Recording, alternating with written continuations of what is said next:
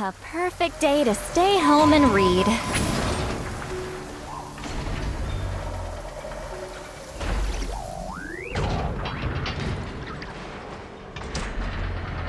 We should be able to see the stars tonight.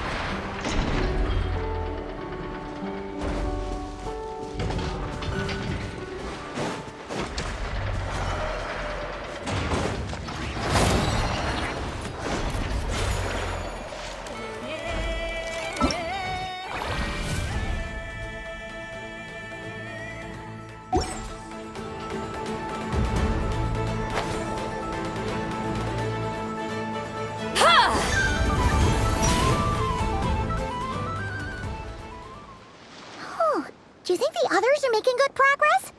Hope it's all going smoothly. Oh, hey look! They made it back as well! Flint's! Llama! How did it all go? All is well, thank you. Nefer and Yehoda had to stay at the curatorium to wrap things up, so they won't be joining us for now. I ran into Miss Anefa and Miss Aino on the way back. Their work is still in progress, so I suspect they won't be back for a while either. You seem rather cheerful today, Mr. Flint's. I certainly am. I achieved what I set out to do and came away with more than I bargained for. Fighting alone can get quite tedious, but I had the good fortune to run into a pair of brave young warriors. We meet again. How have you been? Albedo! What are you doing here? That would be a natural assumption to make. It's also the correct one. These two courageously lent me a hand while I was fighting the Wild Hunt. When they told me they were Servarka's colleagues, it all made sense. And given how people of outstanding talent tend to cross paths, it's no wonder you're already acquainted. So, who's your travel buddy, Albedo? Why don't you come and introduce yourself?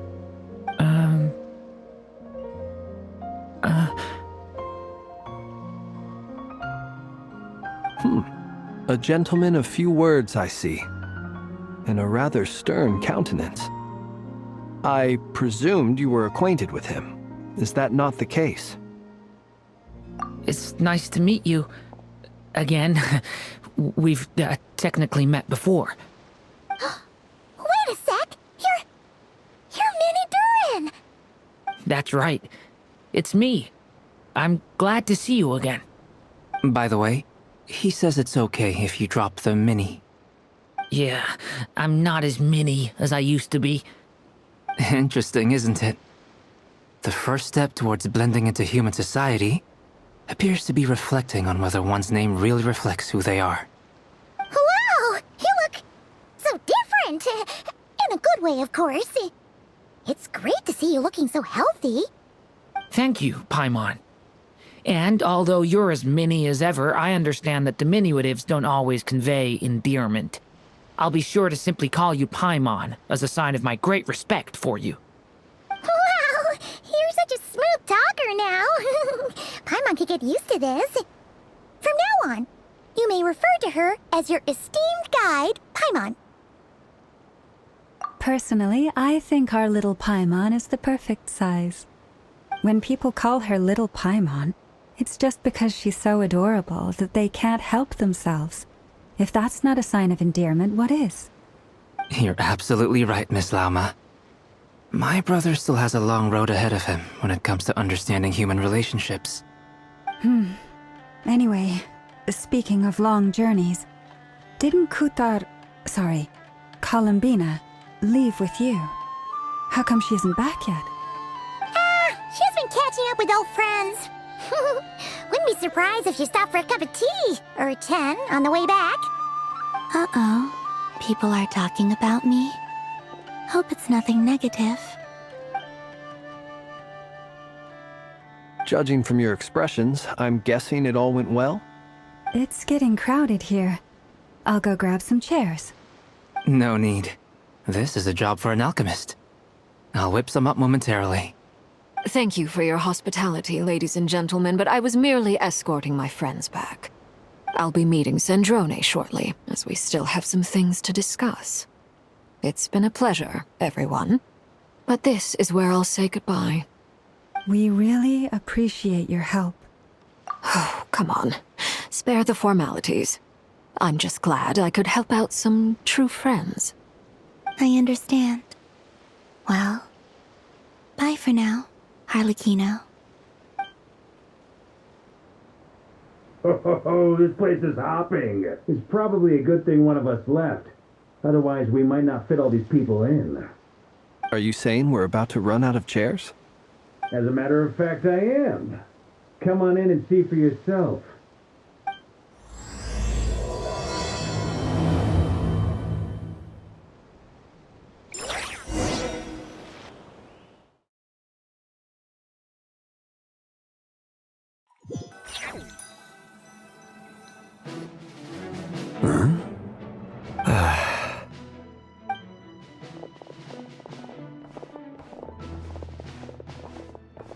I overheard your little chit-chat outside, by the way. With Miss Columbina's colleague gone, we should be back to the original crew plus the other colleagues I brought in. Though, it looks like we have another new face. Someone else managed to rope in a colleague too? Frankly, you and Paimon are the only people I know here. This here is Deansliff, colleague of Tevat's greatest guide, Paimon, and greatest adventurer, the Traveler. Well, not exactly colleagues, more sort of friends. When someone else jumps in to do the announcing, you know you're speaking to someone important. Let's hear what he has to say. Note to self, once Paimon knows your name, the rest of the world will soon follow. When he comes looking for us, it's usually something important. Paimon's guessing you've heard about the Wild Hunt, then. From the looks of it, you're about to hold a meeting. If I were to say that the Wild Hunt is our mutual enemy, would that earn me a seat at the table? As the saying goes, the enemy of my enemy is my friend. Mr. Dainsliff, there's a seat with your name on it. Though, I can't promise the same for everyone else. Hey, Albedo, think you can rustle up a couple more chairs? After all this time apart, Grandmaster Varka's first order is to rustle up a couple more chairs. I've missed this. Is he being sarcastic? Hey, he's your brother. Why are you asking us? I've still got a lot to learn about the nuances of human conversation. Trying to decipher Albedo's way of speaking has been like jumping in at the deep end. Oh, good point. Paimon gets you now. Don't sweat it. There are people who go their whole lives without getting the hang of it. You're ahead of the game already.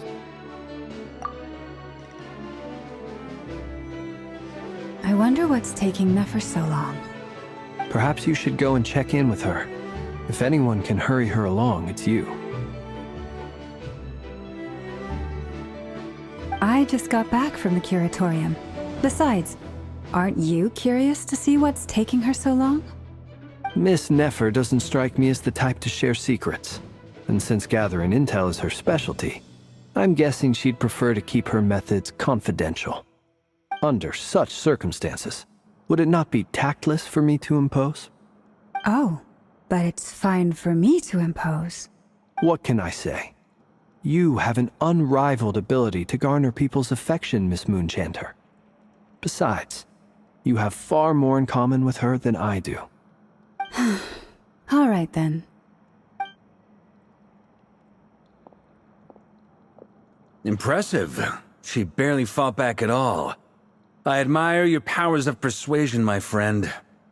As I'm sure Miss Lauma will realize soon enough, the trick in life is to always pitch in with other people's responsibilities so that you can be selective with your own. Another trick is to simply hide in the background. Spoken like a true sage. Anyway, looks like we've got some time to kill before the meeting. Let's take a little breather, folks. And feel free to chat amongst yourselves. We'll get down to business once the other two arrive.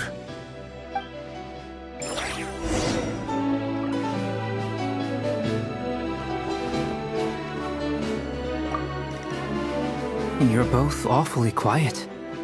Why don't I start us off with an icebreaker? Much obliged. Have either of you ever had your portrait painted? If not, I'd be glad to help. That sounds like a lovely idea. You know how to paint, then? I dabble occasionally. He's an excellent painter. Tables, chairs, people, dragons, you name it. He'll paint it for you. I'm flattered. If I ever get the chance, I'd like to give it a try. I'll bear that in mind. Anyway, how about you, Durin? What sort of portrait would you prefer? Oh, I'd be fine with anything. Whatever style feels best to you. Very well. Then I'll play it by ear. You can replicate any style I want? I can try. If you show me a sample, I'll do my best to match it. Thank you. In that case, I'll dig up some reference material for you.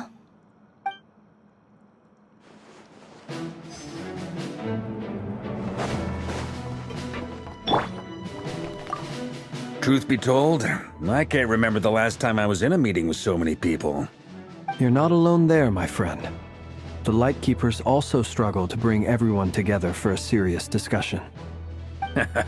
I don't doubt that. I've only ever met two Ratniki, one being you, and the other being that young guy, Itlua. Itlua is a good apple. I'll give him that. He's kind, honest, and regularly delivers supplies to my lighthouse. A true Ratnik to the core. In that sense, he puts me to shame. So you're what? A fake Ratnik? That's what it sounds like you're saying. But I get the feeling that's not quite what you meant. Come on, why the awkward silence? Sorry. I'm not even gonna bother trying to hide it. You've known all along, haven't you, my friend? Now that was an awkward silence. Let's just keep this between ourselves. Probably best if Itlua doesn't know, huh? That goes without saying. Gotta be careful what you share with youngsters, after all. Anyone else in the know? Let me guess. The Traveler and Paimon? It's dangerous being too sharp for one's own good, you know. Then, in the name of the Animo Archon Barbados himself, I swear your secret's safe with me. When we went for drinks, you said that you and Barbados were practically best buds. In the light of that claim, do you really expect me to take your oath seriously? Of course. Just as long as you don't go spreading around the fact that I'm close with Barbados, all right? Fair enough, then. Nothing like a bit of mutual leverage to seal the bonds of friendship.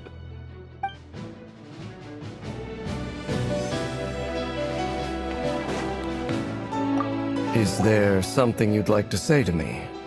Yeah! For starters, why'd you just show up here without even giving us a heads up? If you think back to our previous interactions, you may recall that that's hardly out of character for me. You do have a point there.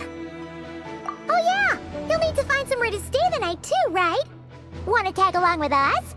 You never know. We might get a group discount. Sure, let's do that. Great! Paimon will handle it! And in return, we can get Dainslift to be our very own personal bodyguard. If that's what you had in mind, you should have said so sooner. I'd be happy to help. Oh, okay then. Paimon was only kidding, but good to know. Anyway, since we're all here together, we might as well watch each other's backs. That's just what friends do, right? Indeed. Thank you.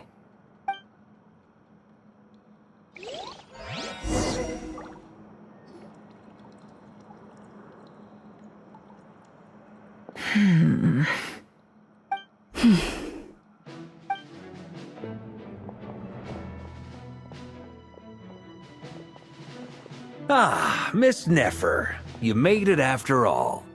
But what about Yehoda? I'm here to give you an update on how things are going on our end. Once this is over, I'll be heading straight back to continue my work. I left Yehoda back at the curatorium to watch over things while I'm gone. So much for just this once.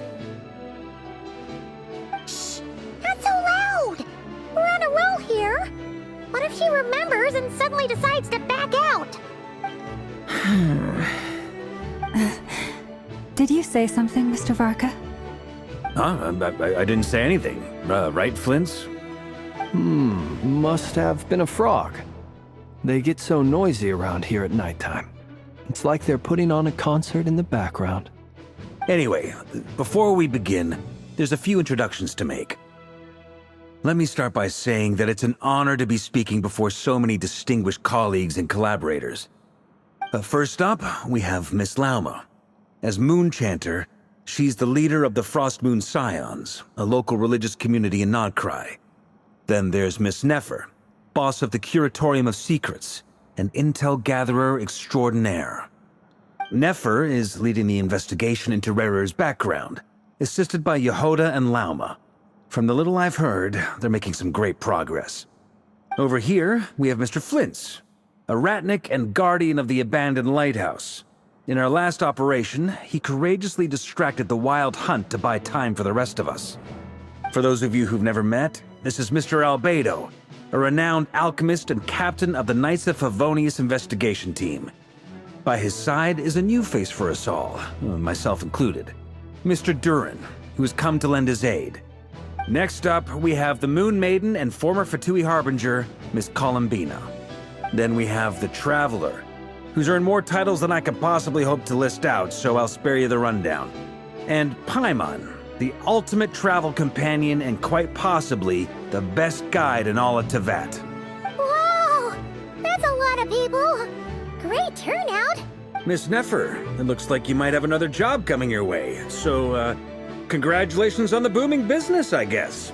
You think I haven't got enough on my hands as it is? Who's looking for me now? That would be me, Miss Nefer. I have a commission for you. And you are? Who I am doesn't matter right now. What does matter is that I'd like you to gather more intelligence about the Recher of Solnari. Well, it's not as if we never take on anonymous commissions. But in your case, I'll have to decline. I'm gonna take a wild guess and say your job's probably more hassle than it's worth. Something about you seems like bad news. It's my eyes, isn't it? Conrian, I assume.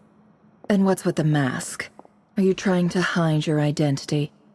In any case, the fact that you're even still alive raises an awful lot of questions for me. My name is Dainsleif. And yes, I am from Conria. As I'm sure you're aware, the Recher of Solnari's real name is Rerir.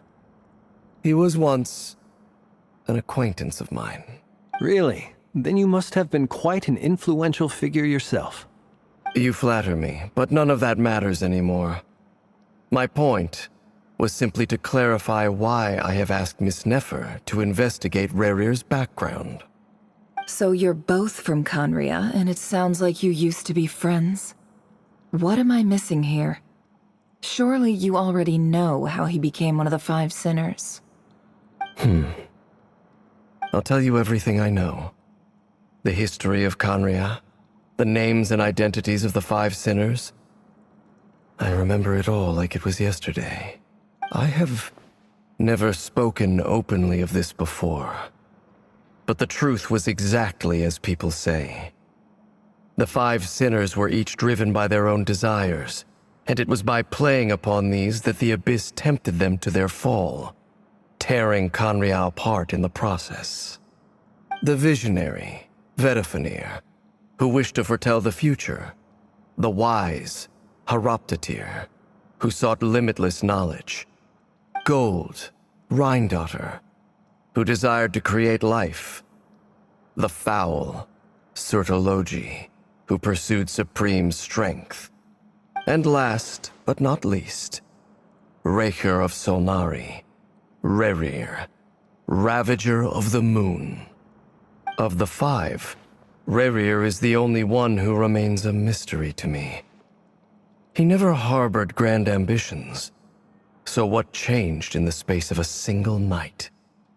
How did he come to fall like the others?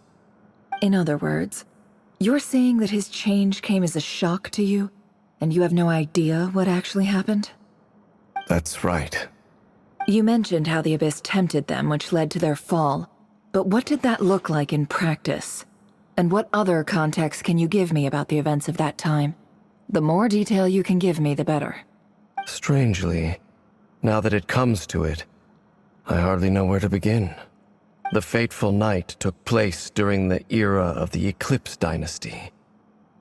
One day, my elder brother, the visionary, Vedifenir, was summoned to the palace by the Vinster King, only for the king to gouge out his eyes and cast him into the dungeons. When I came to hear of this, my fury knew no bounds. I gathered together every ally I thought I had, and together, we set a night to storm the palace and free Ved. Centuries on, the memories of that night still haunt me like a never-ending nightmare. We broke through the palace gates, just like we had planned, each striking towards our separate targets. But then, I was betrayed. Even Vedifenir, the very person I had come to rescue, abandoned me and partook of the Abyss's power. So, it's personal after all. Then tell me, Mr. Dainsleif, what price are you willing to pay? You, of all people, must know that nothing comes for free. I cannot say what price would be worthy of such a commission. But know this. Rerir was not always a madman. Believe it or not, there was a time when he was just an ordinary man, working for the Conrian Intelligence Service. Uncovering the truth of Rerir's past is the only way to unravel this mystery. But before you decide if you will accept my commission, I will tell you more about him. Enough, I hope, to help you plan your next move. Sounds pretty good to me. Feels like we just flagged down a random passerby, only to discover he's actually a master strategist who has a score to settle with our enemy. Can I borrow your halo? It could be useful in the lighthouse. Hey, enough with the wisecracks! Besides, isn't that lamp of yours bright enough already? Relax. It was meant to be a compliment. If that was a little over the top for your liking, I'll make sure to tone it down next time. I'll give your proposal some serious thought, Mr. Dainsleif. Let's speak in private once the meeting is over. Before that, there's a few things I'd like to share.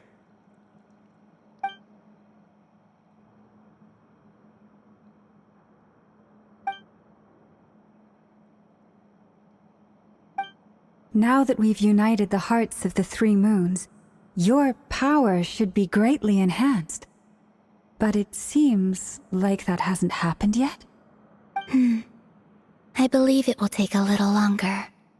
You've done so much for me, so I want to be completely honest with you all. Even though I'm doing a lot better now, the truth is, my recovery will likely be an ongoing process. From the moment I was born, my power has been slowly ebbing away. And that is because Tevat has never accepted me. Even with the moons united as one, it seems my rejection cannot be undone. So far, I have yet to find a solution. It may turn out to be a problem that will plague me until the day I finally leave this place behind. Even so, I will do everything in my power to help you drive out the Ray here of Solnari. As Arlecchino put it, this is not about chasing the spoils of victory. It's just a gesture of heartfelt gratitude. Kutar.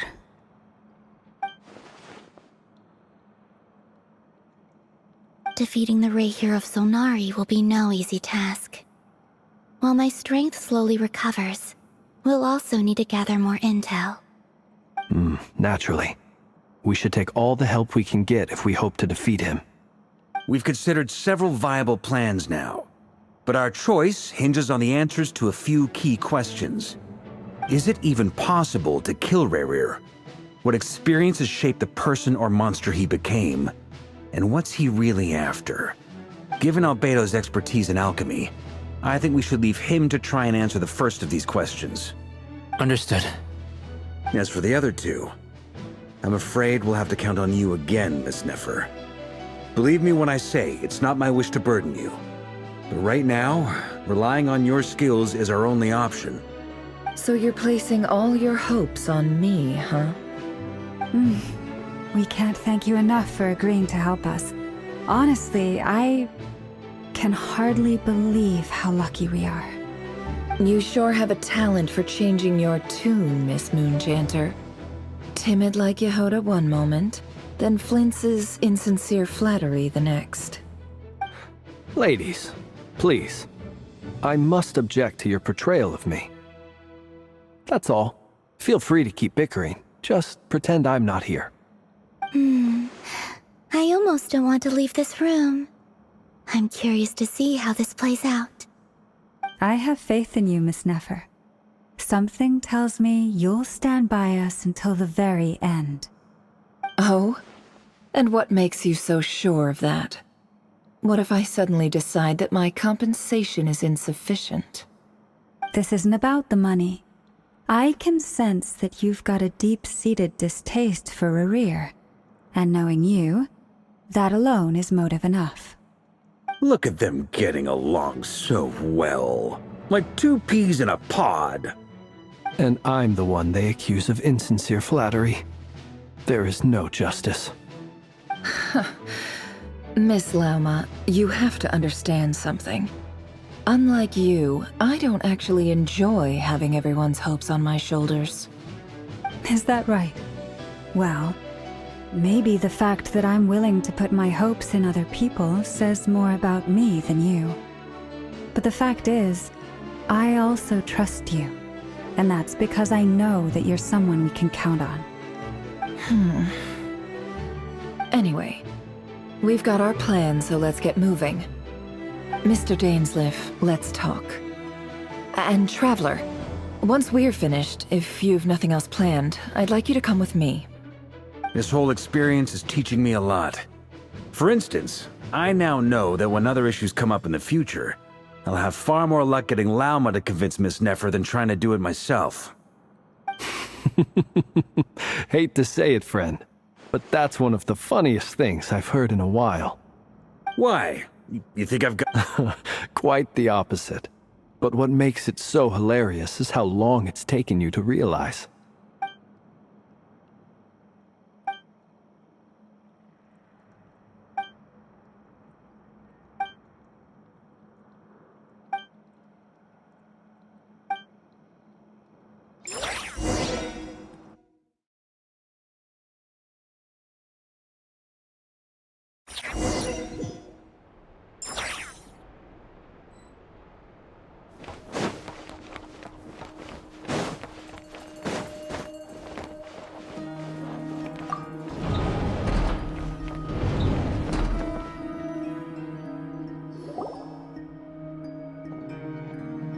Thank you for waiting. That's okay. We actually used the time to help Dainsleif get a room at the hotel. That's very considerate of you. Now, I trust you share my curiosity about Rerir's past, and you seem fairly familiar with Mr. Dainsleif already.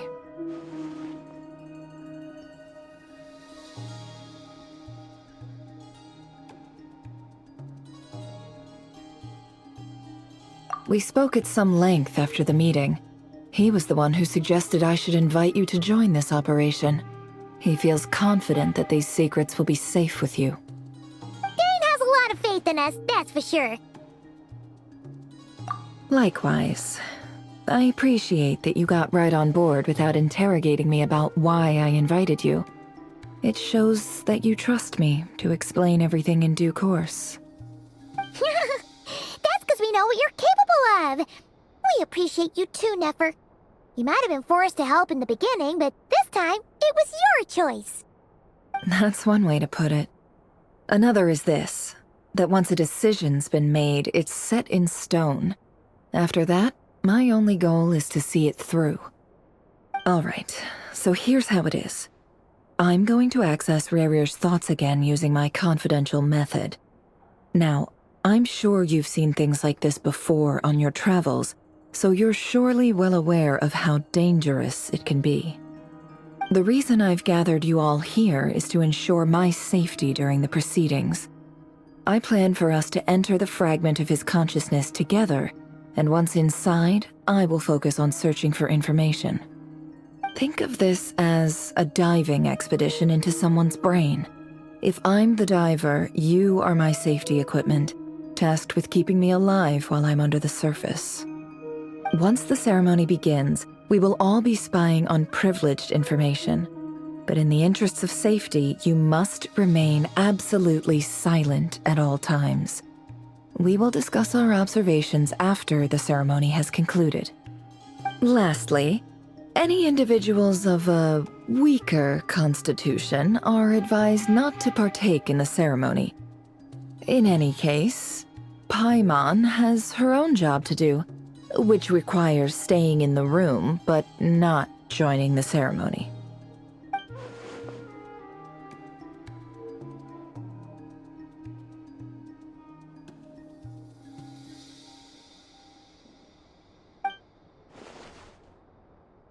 Well, good luck, everyone!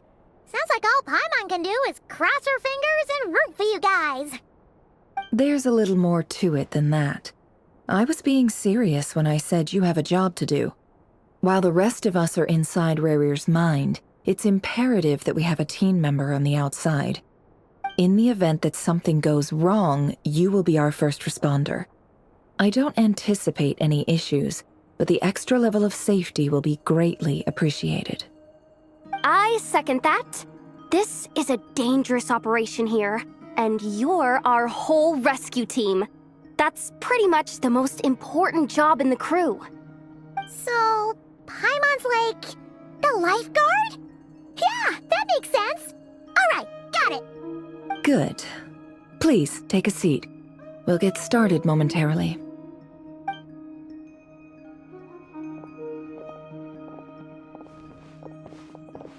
So, did Mr. Dainsleif tell you anything else? He told me that he believes Rarir kept some big secrets in his life.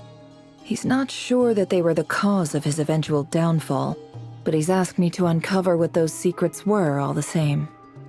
But surely you're not planning to go through with this, no matter the cost. If you think that, you'd be overestimating me. I'm a businesswoman, not a mercenary. But I do have my own professional reasons for taking this job. You think I'd turn down the opportunity to get a first-hand glimpse into Conrian history? No chance. Well, as long as you don't let morbid curiosity get in the way of safety concerns, we're good. We'll do whatever we can to help you. You're such a killjoy.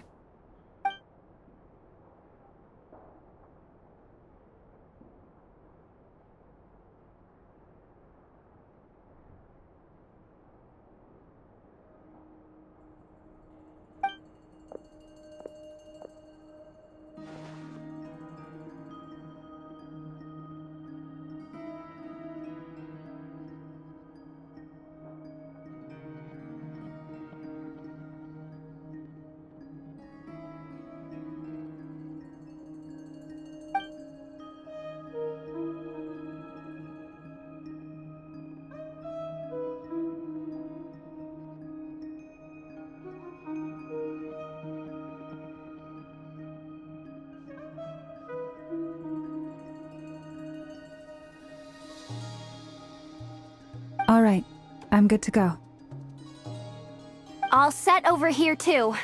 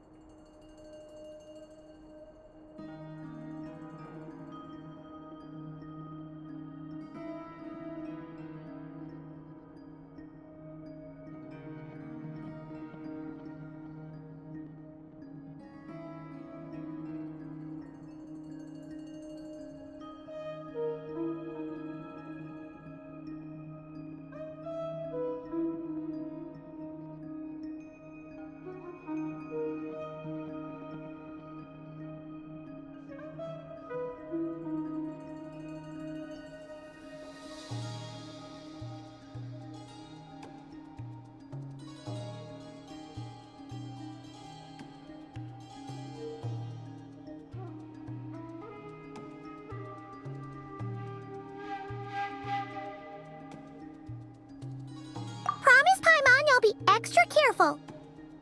All right. Let your whole body relax. We're about to begin. Close your eyes.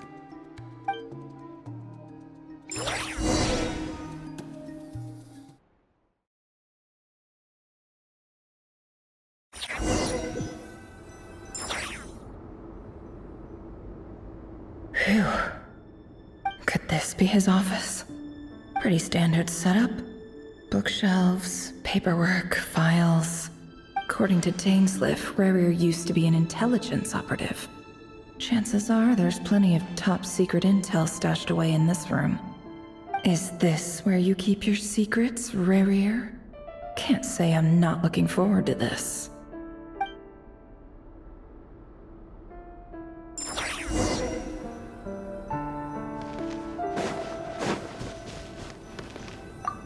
He looks even gloomier than last time.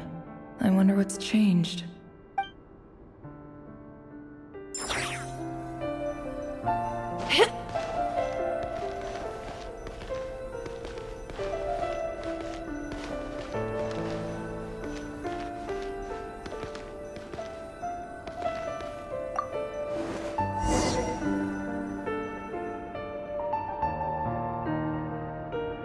Today's files are in. Time to wade through them, just like usual. Male, 51. Occupation, cook. Confirmed Crimson Moon descendant. Has maintained frequent contact with other descendants over the past year. Poses a threat to the dynasty.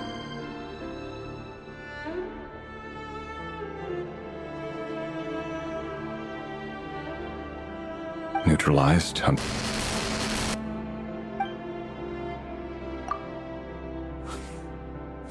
This one should be archived under purged targets.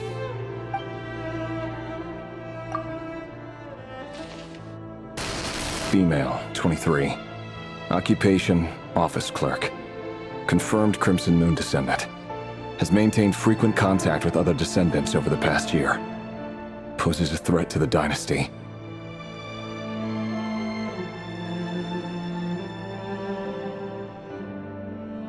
Neutralized.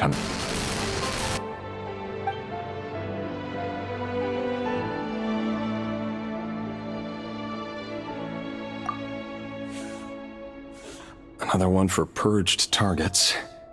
Sounds like she was that other man's daughter. Never mind. What's it got to do with me?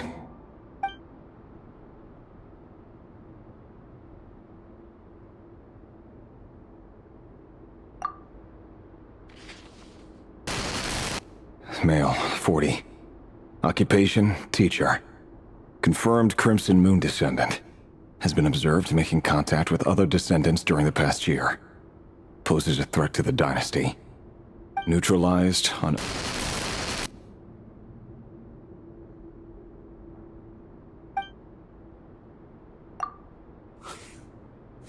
Just another nobody for the archive. Come to think of it, I remember surveilling this man. A case like his never would have been considered a priority in the past. Huh. He barely even interacted with other Crimson Moon descendants.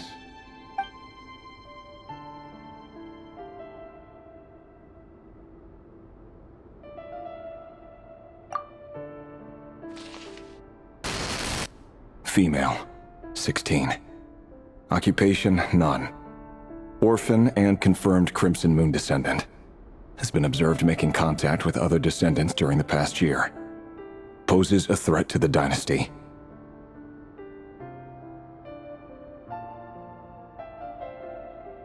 Neutralized on...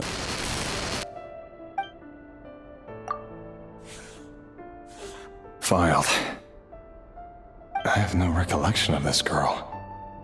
None whatsoever. She doesn't seem to be anyone important, but then again, how many of them really are?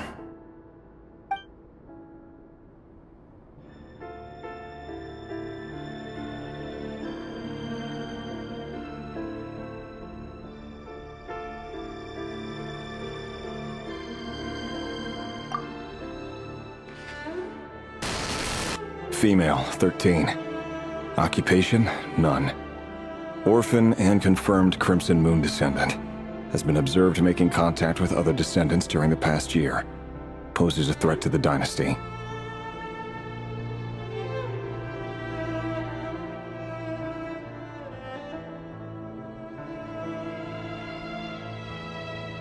Neutralized and...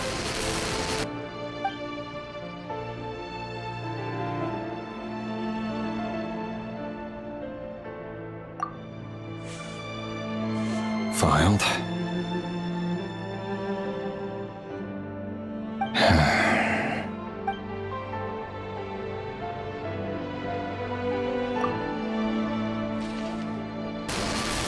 Male, 11. Occupation, none. Orphan and confirmed Crimson Moon descendant. Has not been observed making any contact with other descendants during the past year. Poses a threat to the dynasty.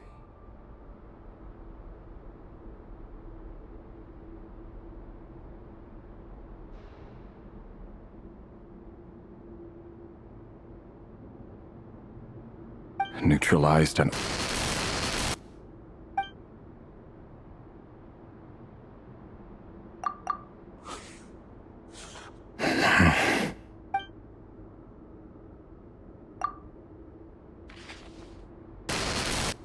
Male. 6. Occupation, none. Orphan and confirmed Crimson Moon descendant. Poses a threat to the dynasty.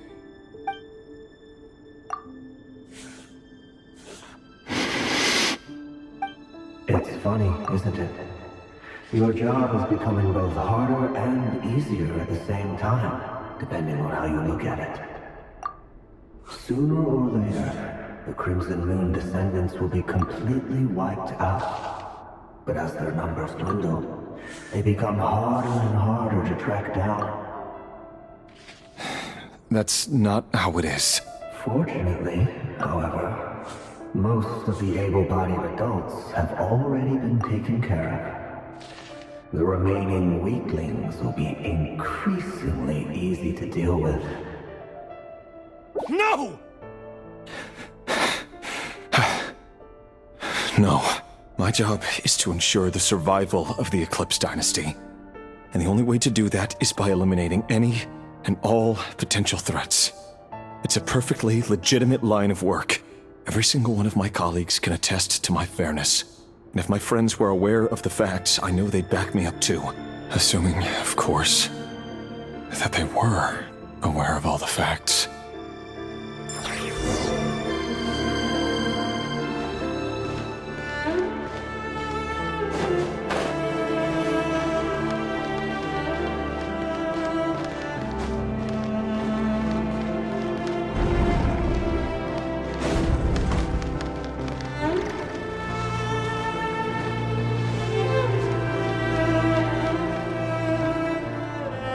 Mr. Vedifalnir, it's been quite some time since we last met.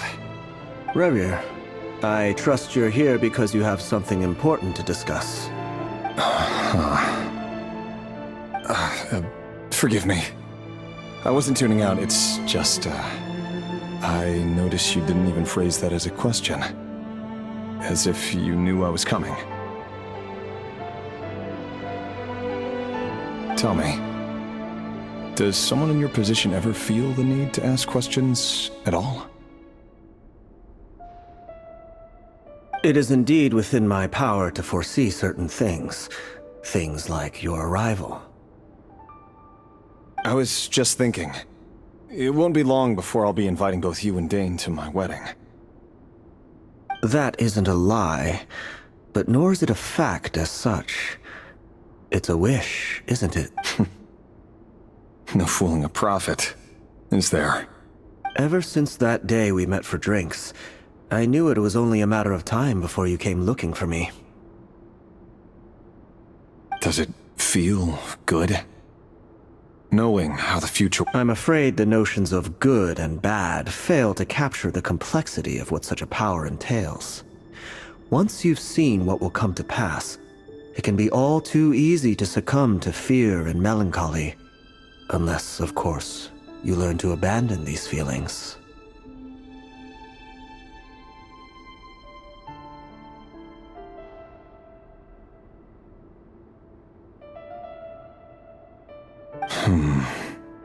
You fear my silence, and long to hear the words I left unspoken that day.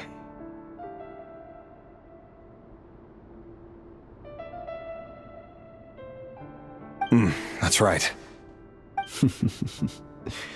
You must have noticed my reluctance to broach the subject. And the reason is simple. The burden of prophecy was never meant for your shoulders. So who exactly do you deem worthy to hear your prophecies? None but our exalted king?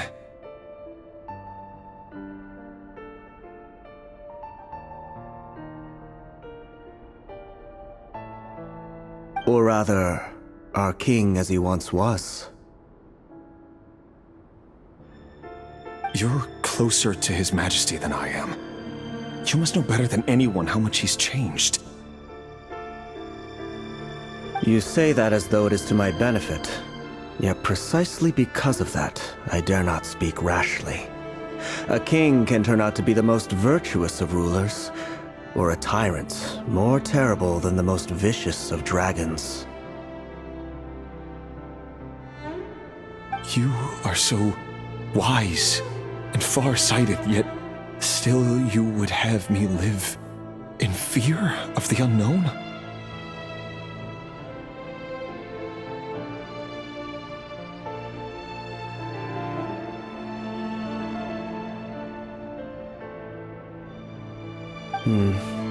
You make a fair point.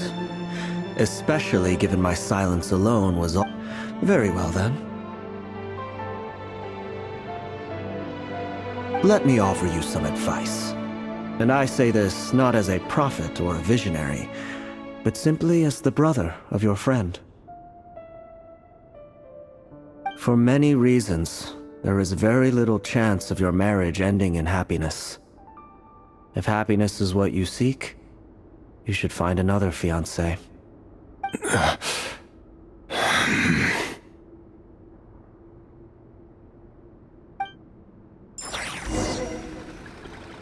Hold on.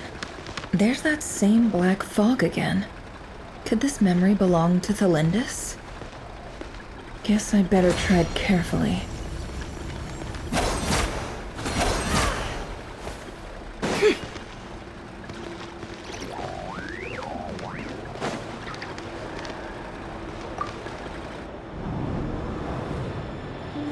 Wait.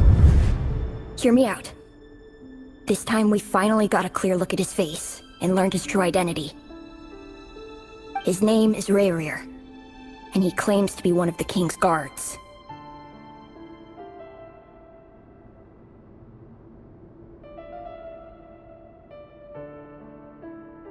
What did you say?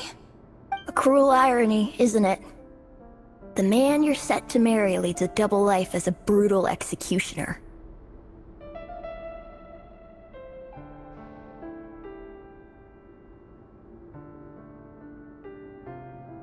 Why are you telling me all of this now? Simple. It's because I want you to kill him. You are the only person he would never suspect. No, absolutely not. I would never dream of doing such a despicable thing. So you'll just stand by and watch him slaughter us to the last? Do not forget that the blood of the Crimson Moon flows in your veins too.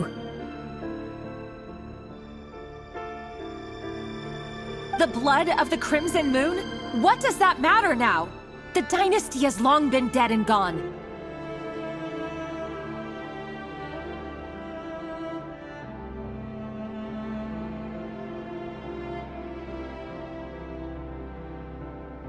You think that alone is reason enough for me to throw away everything I have? Why wouldn't it be? You two were once a child of the Crimson Moon, just like me. Don't tell me you've never felt so much as a flicker of fury for the way we were trampled into the dust.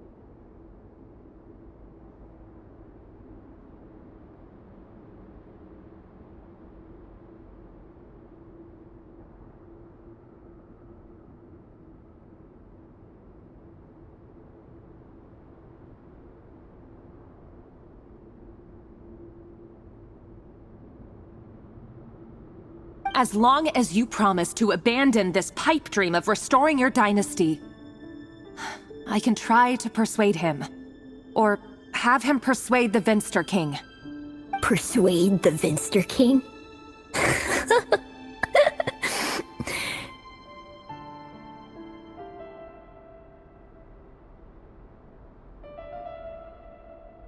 Do you even know why he's so obsessed with hunting us down?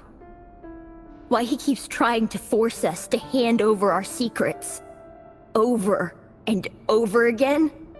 Or the Vinster King? A blind fool. His eyes clouded by powers from beyond this world. A petty little man with a miser's heart. If you can't bring yourself to do it, so be it. Just you watch. It won't be long before calamity descends upon us all.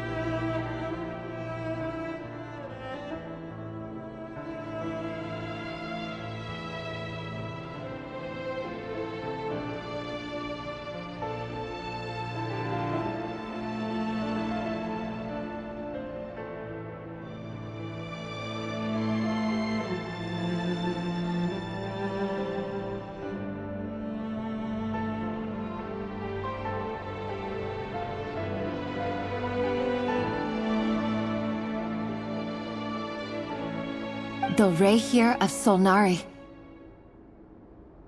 That really is quite a secret you've been keeping from me, Rerir. But who am I to talk? Am I really any better? I've kept my own past a secret this whole time, too. Love should be built on honesty. But ours was born from lies. And yet...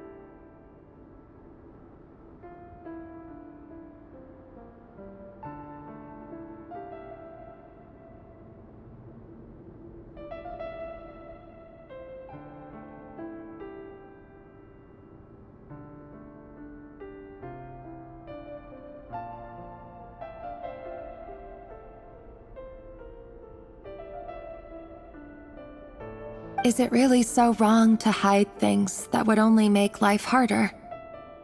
If we don't cover up the parts that no one else should see, how can we go on pretending to be normal?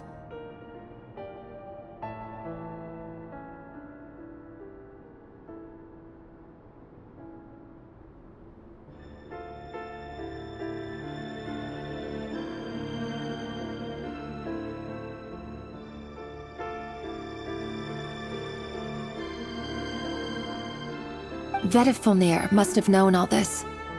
And that's why he made his prophecy. In the end, nothing stays hidden forever.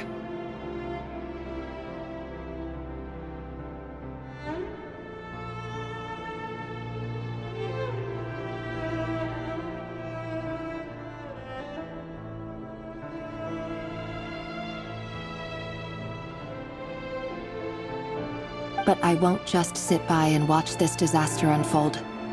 I'll do everything in my power to protect what I cannot afford to lose.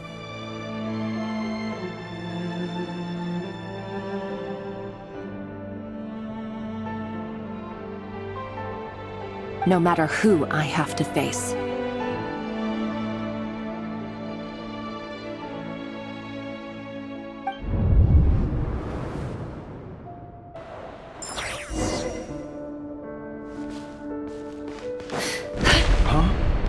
Was that Rerir who just walked past the window? Doesn't it give you the chills that he still takes the same road to work every day? As if nothing ever happened. Those people at the deli. Enough already. They're clearly pretty taken by their own disguises, so just smile and play along. Pull the rug from under beasts like that, and you'll risk having your throat torn out. Deli? Oh. They're talking about those people from the opposition. Right. I'd almost forgotten they used to run a deli. People of no consequence always vanish so easily. And no one even remembers them.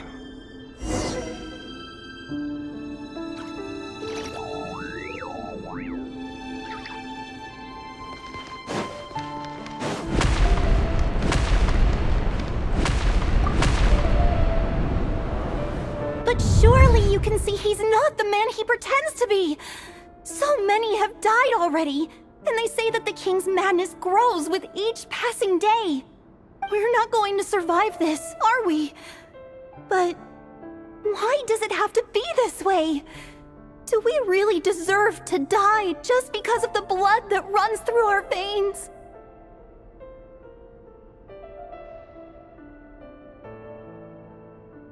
Felindis! Are you even listening? Sorry, Freether. My mind was off wandering. I heard you, though. You're talking about what Rerir said. He's just following the king's orders. He's a secret agent, and it's his job to hunt down rebels and dissidents. By the time you first met him, he'd already taken lives. Maybe he was using you from the very beginning. No. Rerir has no idea I have anything to do with the Crimson Moon. My family are only distant relatives of the main lineage, and besides, my eyes are perfectly ordinary. Truth be told, apart from my teacher, pretty much no one knows I have any connection to any of it. It's been a long time since my family severed ties. But as Orlog said, who could possibly talk sense into that raving lunatic of a king? No one! I'll work something out. Trust me, I'm with you all. But for now, you need to keep yourselves hidden. Don't let anyone find you, anyone at all. Don't forget that Rerir is an Eclipse operative. You need to be extra careful when he's around. And when I am too. For now, don't come looking for me.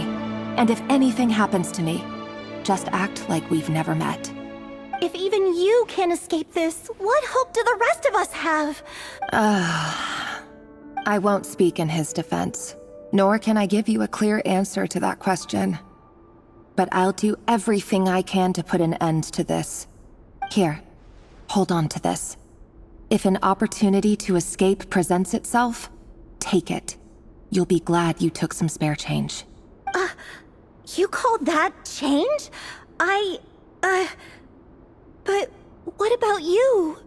I've got a job, and there's still money coming in. But you can't go anywhere right now. Please think about yourself for once.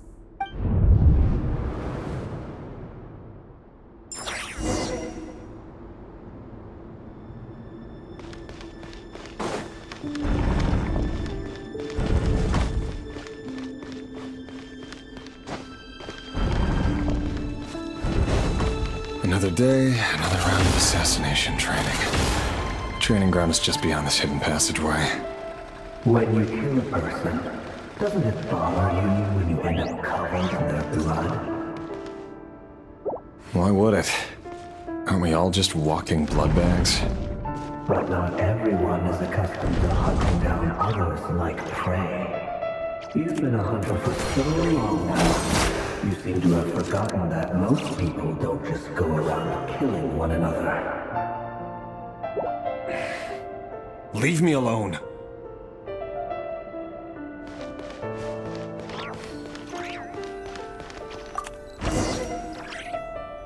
Can I just... Make sure you have a firm grip on the handle. Then choose your angle well. Keep your movements light and brisk. And the prey won't sense a thing. I doubt that. I'll bet no one would ever died a quiet death at your hands. I work clean. No traces.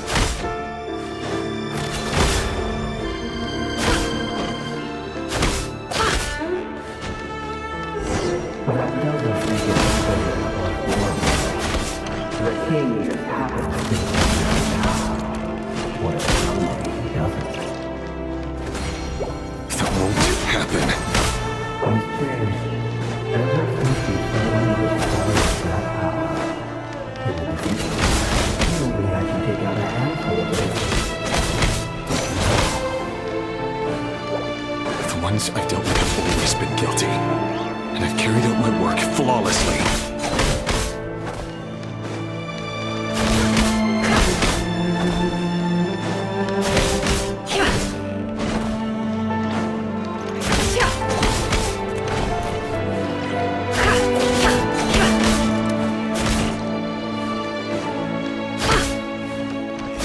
You know I tremendously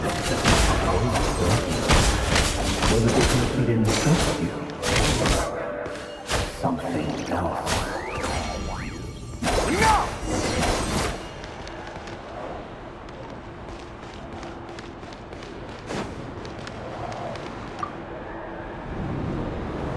Delindis, do you still remember Orlog?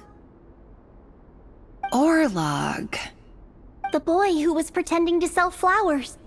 You spoke for quite a while, didn't you? Yes, we did. What about him? He was arrested 2 days ago. Chances are he's already dead. He... I just don't get it! After everything he's done, why do you still stand by him? Or does it mean nothing to you that people keep dying? No, that's not... Just hear me out. I need to go now, Delindis. They're looking for us. You take care too. If you ever need a place to hide, come find us.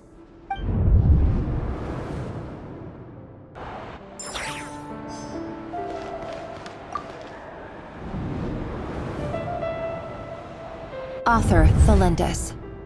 Over the course of this week, the research object was subjected to interference for a total of 47 hours for experimental purposes. The results are as follows. All subjects of observation that were sent inside have now...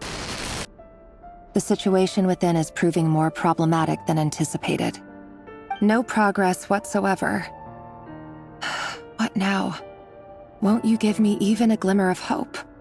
Things are getting worse by the day. I have to find a way or we'll all be in danger. But I... If all this research comes to nothing, what then?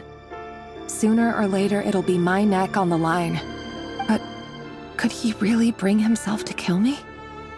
No. Surely he wouldn't have the heart.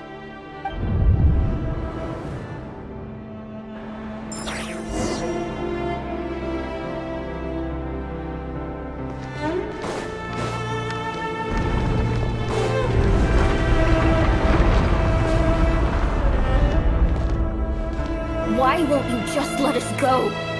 We don't even know each other. All we want is to live ordinary, peaceful lives. You want to live?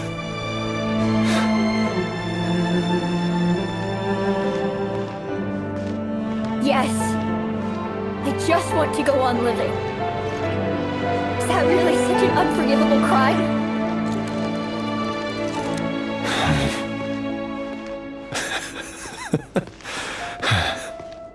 You want to go on living. I want to keep living too. To keep living forever. The That's why I have no choice but to continue on the path I'm on. If only some savior would suddenly swoop down and change the way the world is. Too bad that's not going to happen. Imagine that. If there really were such a person, you and I wouldn't be standing here like this, would we?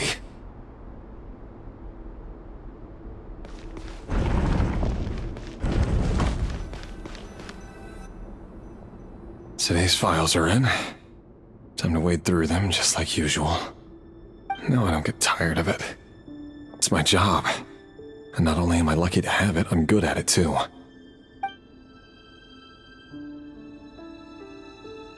Huh. Wait. That's... Thalindis? No. No! No! Why? But you bear no mark of the Crimson Moon! How could you possibly have anything to do with them? It cannot be! A diluted bloodline. Carefully concealed. I see it now. You've been living in the shadows just like me. What a fool I've been. Numbing myself with talk of justice. Even imagining my friends would back me up.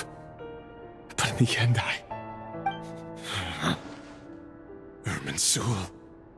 Finster King! How far are you going to take this? From the direct bloodline to secondary offshoots? And then what? Today it's the descendants of the Crimson Moon. Who will it be tomorrow? Will you not rest until everyone down here is dead? No. This cannot go on. This is where it ends.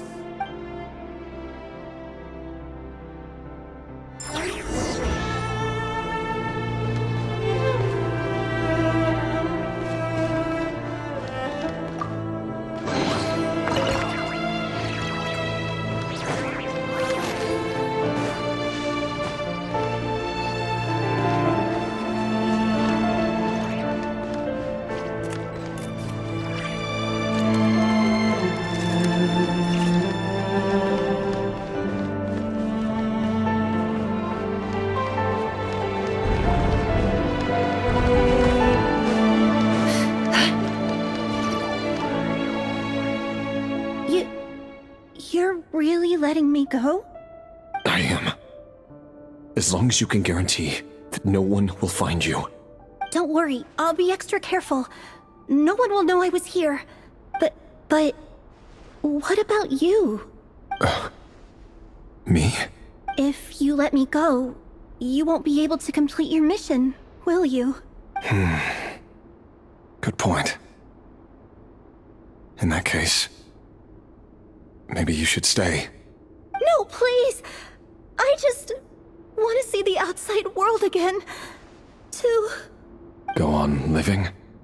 Yes. I know you're a man of your word. So please, just let me go. If I let you leave, what will become of me? Just kidding. Go, now. But remember, don't let anyone know you were caught. We'll be seeing each other again very soon if you do.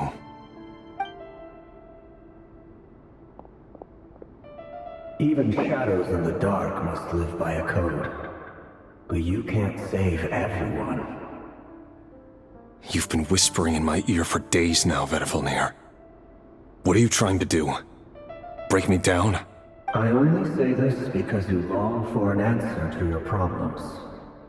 Let her go, Rerir, or you risk losing everything. I will not abandon Thalindis.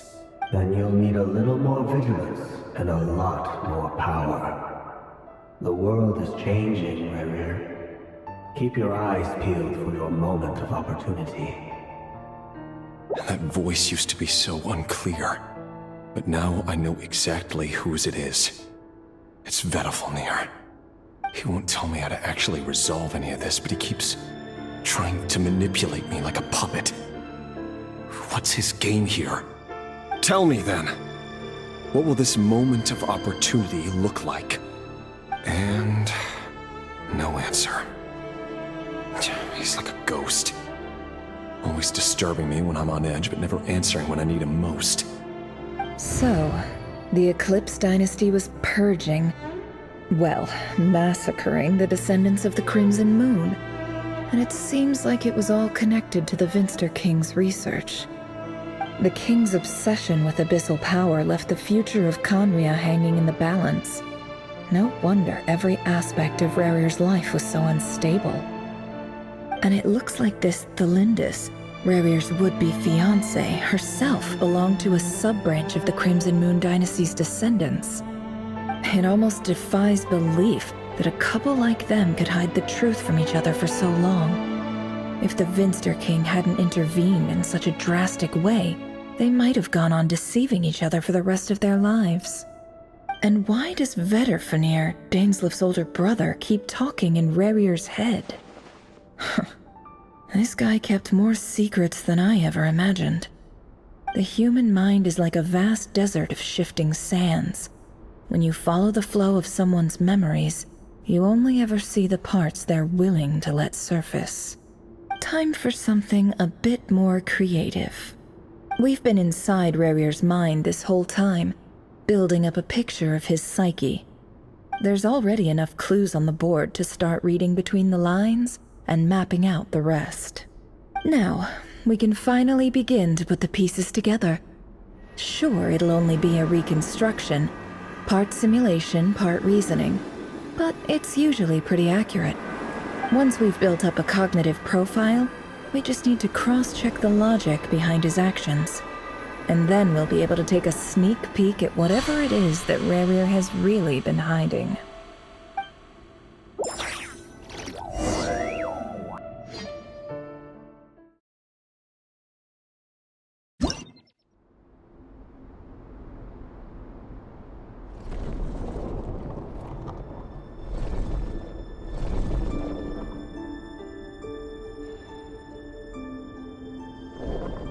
Rarir, are you there?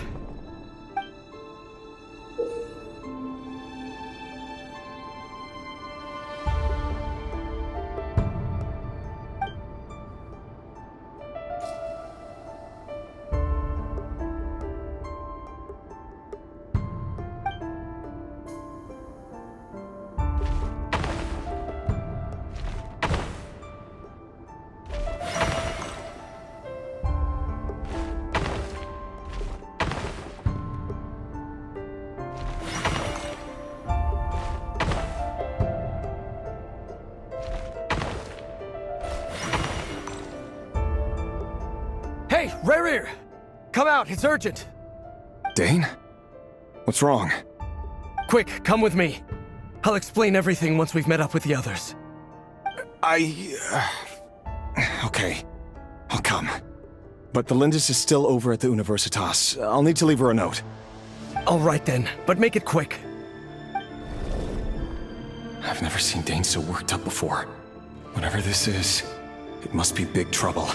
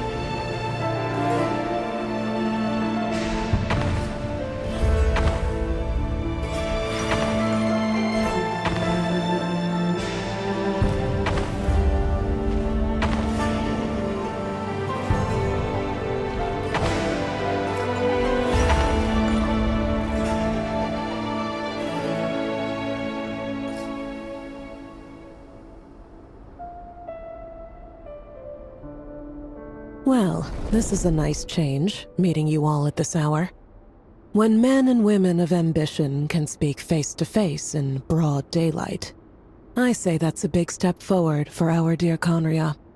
Don't be ridiculous. We do not fear the day. Why would we seek refuge in the night? You might ask your blade that same question. I'm told it prefers the cover of darkness. The word on the street is that Sir Elegy only strikes when he has an unfair advantage. But that is patently false. I see you're missing an arm and a leg. Surely only a fair fight could explain that. If this is your way of offering me replacement limbs, believe me, I'll take them. Oh, we can certainly discuss that. With bioalchemy, anything is possible. Assuming I have your full support in my research. Lunatic. Robtatir, what brings you here? Why, Dainsleif, of course. He invited me. Please, cast aside your apprehensions, Miss Rhine-daughter. Whatever the rumors may say, I am but a humble servant of the king, and I can assure you he affords me no greater convenience than he does you. Well, the Universitas Magistrorum won't stop fawning over you, so at least some of the rumors must be true. You're clearly doing well for yourself, so drop the humble servant act. It endears you to no one. You're president of the Universitas Magistrorum, the chief royal mage known as the Wise by royal appointment, and by far the most favored among the 4 pillars of Conria. Vice President Veit doesn't even try to hide his envy when he sees you. My success is the product of hard work and good luck. It's as simple as that. Were the king not such an extremist, I hardly think I would have received a senior post at my age. Of course, no job is without its gripes. Serving a king like ours can be a challenging task, as I'm sure you can imagine. And as for Efterveit, in missing out on the presidency, he's dodged a mountain of stress. Like everything else in life, it comes with pros and cons. You're all here. I apologize for the short notice, but it was an emergency.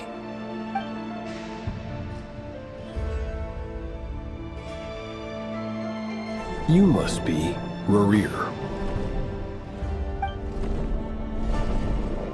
Mr. Sir Elegy. Yes, I handled your case file during your sentencing. Nothing personal, of course. I'm pleasantly surprised that you remember me. You're clearly a person of substance if you've been invited here. But Dainsleif, you'd better have a very good... It's my brother, Vedalfenir. After he spoke at the court this morning, the king was so infuriated by his words that he had him blinded in both eyes and thrown in prison. Vedalfenir in prison? Strange. I thought the king trusted him and Robtatir more than anyone else in the world. Does this mean the king's circle of trust just got even smaller? It has nothing to do with trust.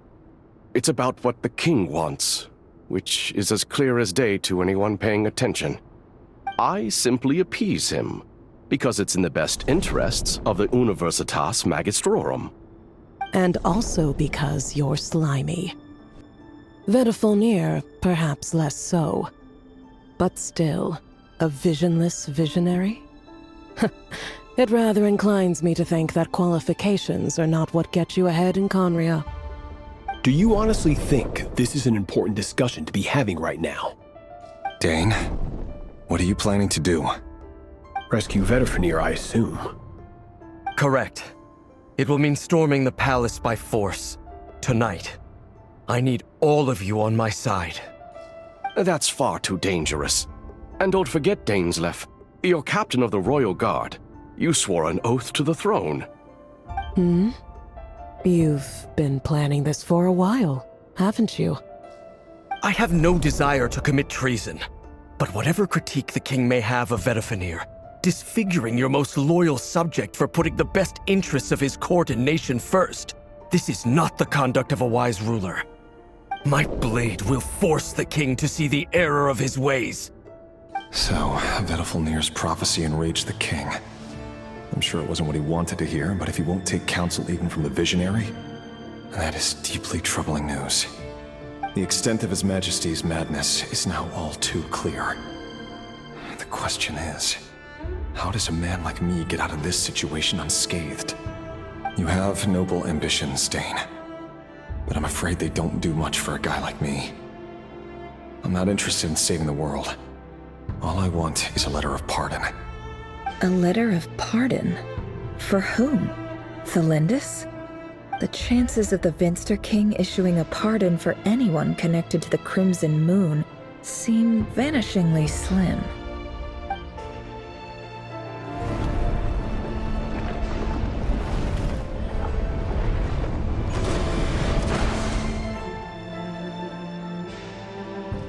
This black fog over the board must have some connection to Thelindis. But why is it taking this form? Does it have something to do with Rarir's past? Another mystery I'll need to unravel.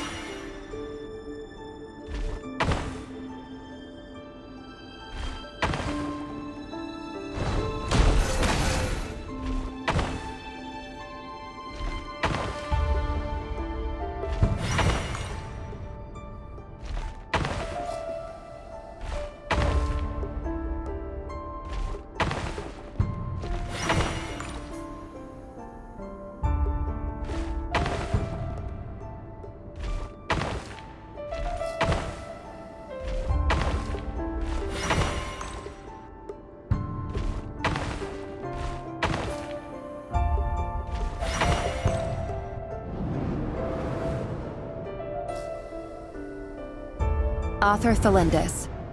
Over the course of this week, the research object was subjected to interference for a total of 60 hours for experimental purposes. The results are as follows. Research dating back to the Crimson Moon dynasty has established 2 points regarding moon marrow. Firstly, its origins have something to do with a god's power. Secondly, it serves as a portal to an as-yet indeterminate location. Moon marrow can thus be defined as a spatial gateway. However, there are a number of hurdles to overcome before we can answer the question of where it leads to. To start with, opening the gateway requires a specific power source, which the relevant literature indicates. An enormous amount of power is then required to keep the gate open. Currently, the total power output of our instruments remains in the single digits. To make matters worse, I am now the only staff member remaining in the Moon Marrow lab. The Universitas Magistrorum recently decided to move most of its personnel into abyssal energy research, which has stymied all Crimson Moon-related projects. This is not a wise move. I have always maintained that placing all our hopes in a single source of power is risky, especially one as poorly understood as this. As well as making ourselves overly reliant on a single resource, we are neglecting other promising technologies. I apologize if this comes across as disrespectful. But as a Moon Marrow researcher, I desperately want to see the world beyond the gateway. If we really made it there one day, what would we find? And how would we go about taming the unknown? My imagination is endlessly fueled by questions such as these.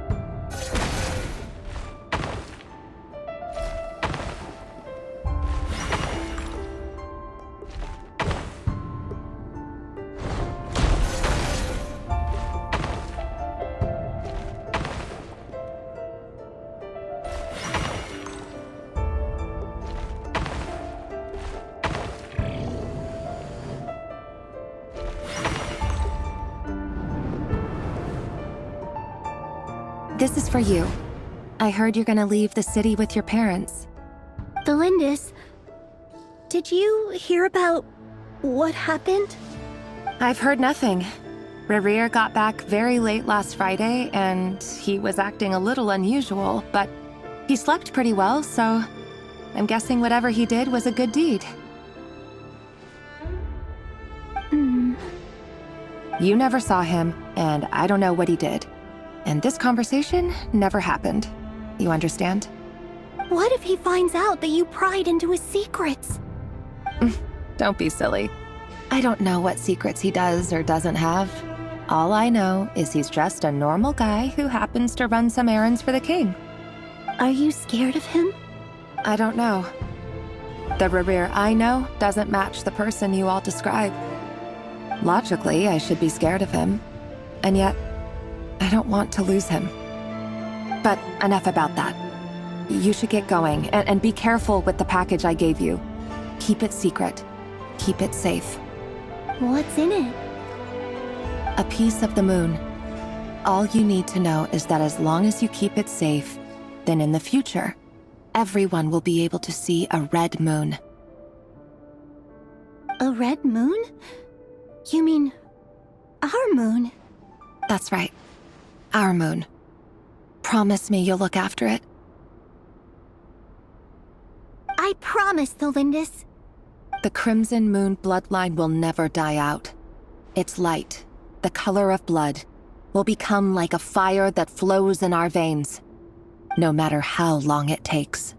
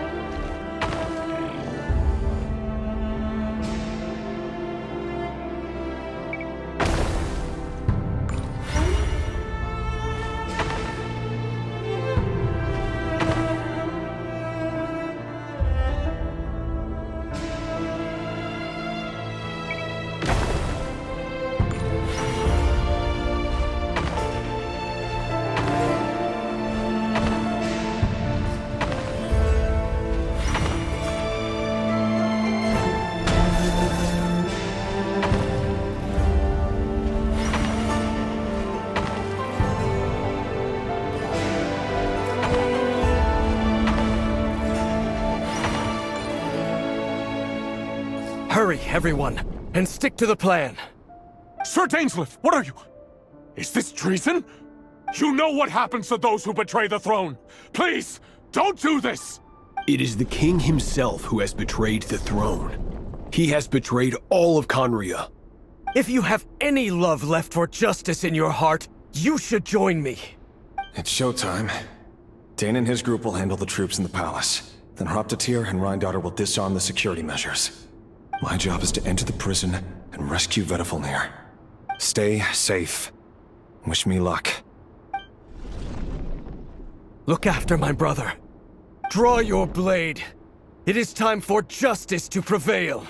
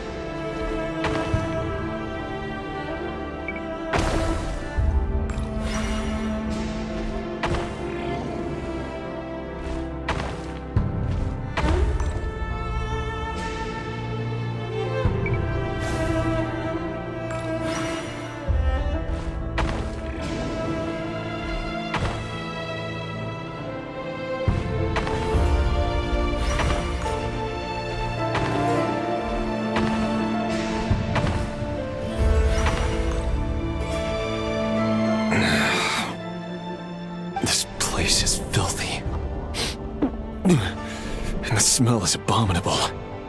Clearly, the king doesn't allow his prisoners a single shred of dignity. This is dire. Found you.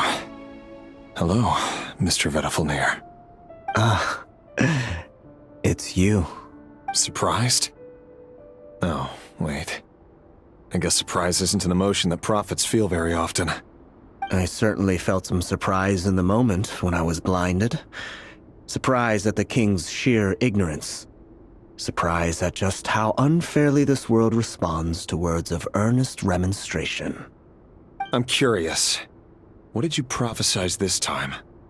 It wasn't a prophecy. It was a word of warning. Someone had to say it. The king has forsaken all reason in pursuit of his obsessions. I simply told him that if he continues on this path, Khaenri'ah will surely fall. But he didn't listen. Worse still, he stabbed you in both eyes and locked you away. Dane asked for my help. The court is in complete chaos now, but I'm sure you predicted that. Everything is transpiring as I foresaw, yet I am powerless to change it. Fate is an immutable force. I can but lament as the inevitable unfolds. I do wonder whether giving a man the power to see the future does nothing more for him than slowly crush his spirit. Forgive my curtness, Vedafilnir, but the king did not suddenly turn on you today. His suspicions have been brewing for a long time. You can't have wisdom beyond the reach of your fellow man without attracting his fear and suspicion. There are things the king does not want to see. So, he doesn't want you having visions of them either. He blinded you because he thought this would make the visions stop. He wasn't entirely wrong. I did indeed lose my power to see the future. Right up until... Until what? Just now. I believe I saw something new. Well, tonight could go a lot of different ways. 5 of us banded together to storm the palace, also we could rescue you. This will go down as the most tumultuous day in Khaenri'ah history. I sense hatred in you, but also hope. A desperate hope that with the tyrant deposed, that will be the end of the story. But this is not the end. It is the beginning of a new chapter in a whole new story. There are many men of honor and courage in this world, Rerir. But you are not one of them. You're not here for justice, are you? You're here for yourself. Is that a dagger? Interesting. Why not the polearm? It was always your weapon of choice. With your abilities, I don't doubt that you were able to recover some of your sight. But I also doubt that you want to make an enemy of me right now. Of course not. We're on the same side, aren't we? We could be. But I need you to be honest with me, Vedafilnir. At this point, you're my only hope for the future. You mean your future? With your beloved, Thelindis? Yes. And I know there are bigger things at stake here.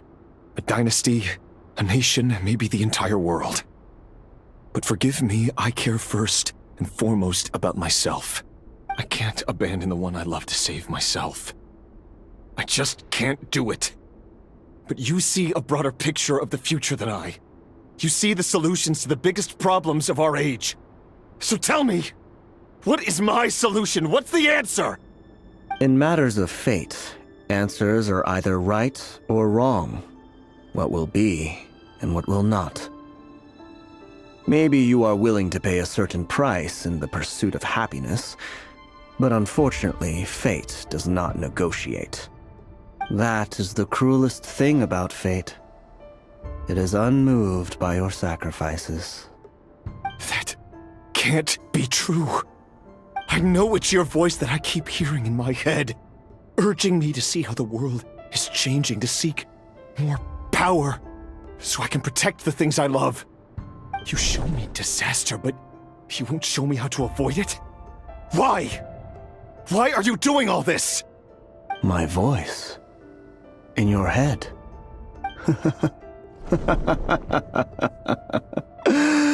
So, you hear it too.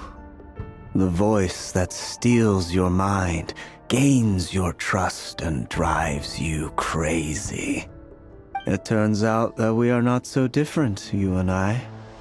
Vedafilnir just broke into the strangest smile I've ever seen in my life, as if he'd discovered some monumental secret. But then he suddenly switched to looking extremely weary. Very well then. My advice to you is as follows. You must persevere.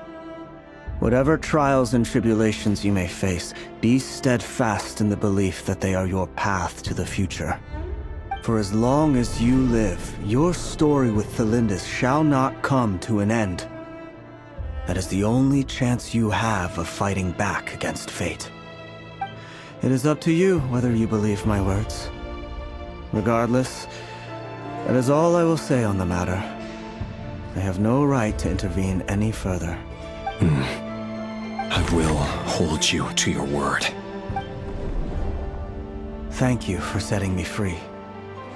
In return, I will tell you one more thing that you cannot afford to ignore. Just then, a strange wave of energy rippled through the city. We had no idea what it could mean.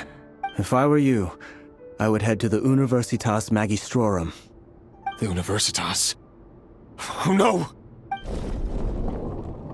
I'm sure we'll be seeing each other again very soon, Rerir.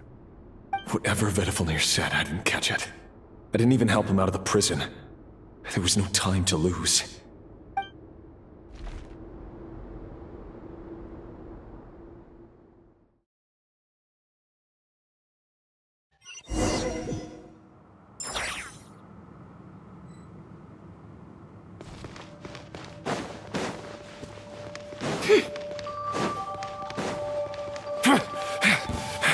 Monsters? Is this Rhindaughter's doing?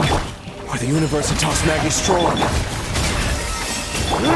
Out of my way! Let's see what you're made of. Let's see what you're made of. The Universitas. That reminds me of a rumor I once heard. Allegedly, the king installed secret mechanisms in the palace and around the city. No one knows where they are or what kind of power they hold. But if they were ever gonna activate, it would probably be on a night like tonight. Help! Help! Hold on! Don't let them anywhere near you! Save me! I can't! Ah! That sounded like an explosion. So, the rumor is true? The king really went through with it? What other means does the king have at his disposal? They must run on power from the Abyss. And given it's a major center of Abyss research, anyone over at the Universitas will be in grave danger. I have to hurry!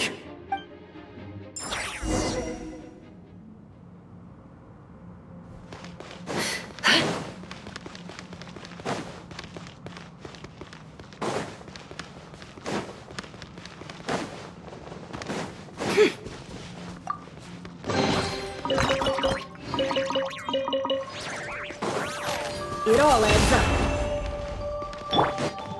Strike a pose!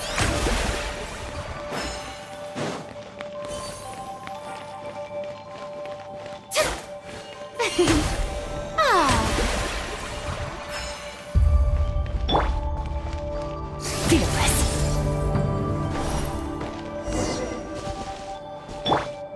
A dash of frosting!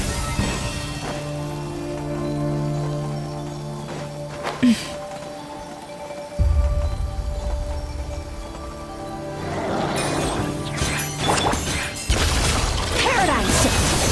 Fearless. The show begins!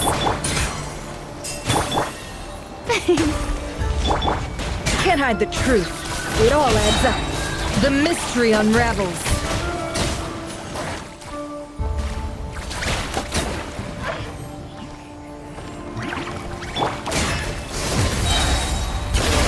Another straw goes out! Shower me with praise! Merciless. A burst of flavor!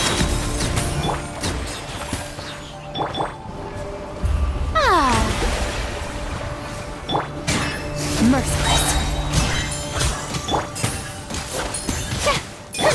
No more lies. Can't hide the truth. Seek within. Time to shine! Paradigm shift. Fearless.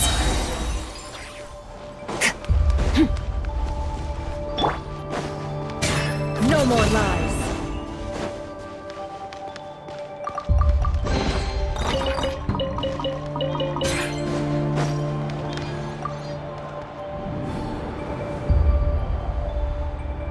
Monsters! At the Universitas Magistrorum? Why now? Oh no! They're coming! It's no use. The table won't hold out much longer. The weapons. Where are the weapons? Of course. All the lab equipment was upgraded after the inspection last week, but the new weapons haven't been allocated yet. I'm done for. Is anyone there? I need help! Ah! Stay back! Please stay back! Please!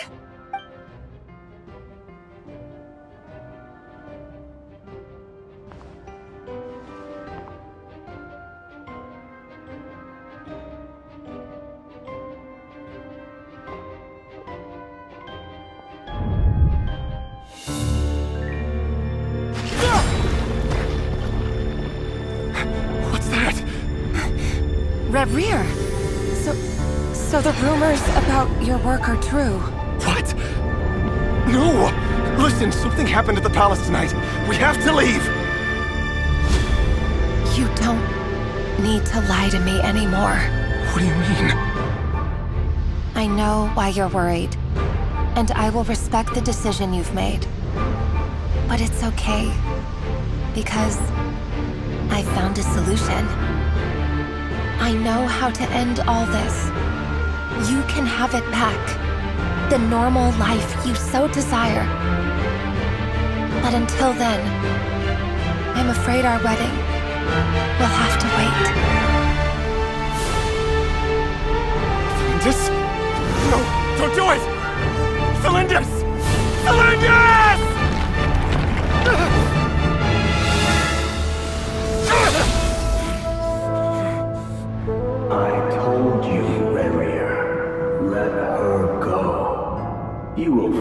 someone better. No! I won't do it! I have to save her! By what means exactly? A lowly pawn. You lack the power and the strength of will. Do you know a way? Tell me! Come to the palace. Join us.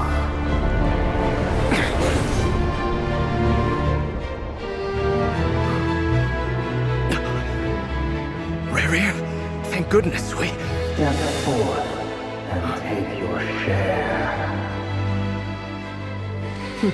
You made it. Not you too.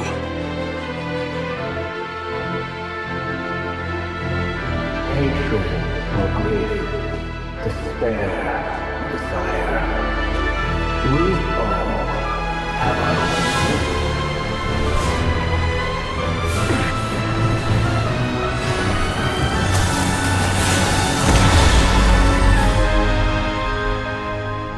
Rarier. Rarier. Flindis? Were you daydreaming?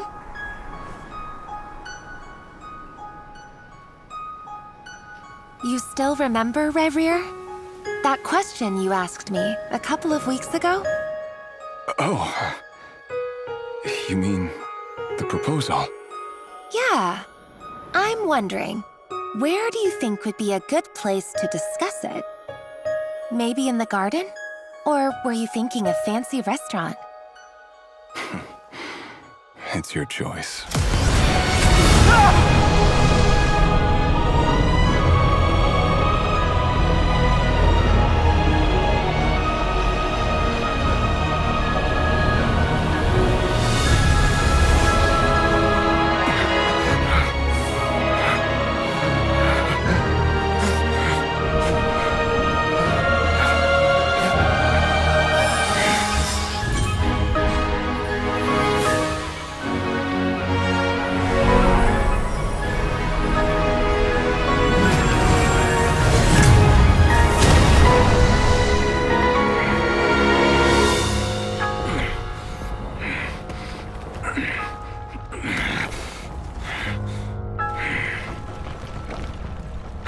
Find you. And then, you can give me your answer.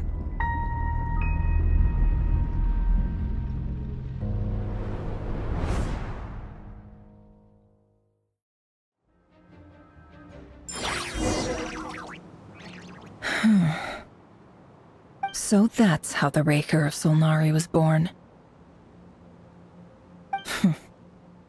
A monster created by circumstance is a monster all the same. Viewing other people's thoughts for too long can get uncomfortable. Right now, I'm feeling a strong sense of loathing. In a nutshell, the story of Conria is what happens when the truth falls by the wayside. Everyone tells little white lies, and before long, you have a huge pack of lies that destroys everything. Time to get back. His past is filled with sorrow, but the tale of any fallen civilization is one of endless tragedy.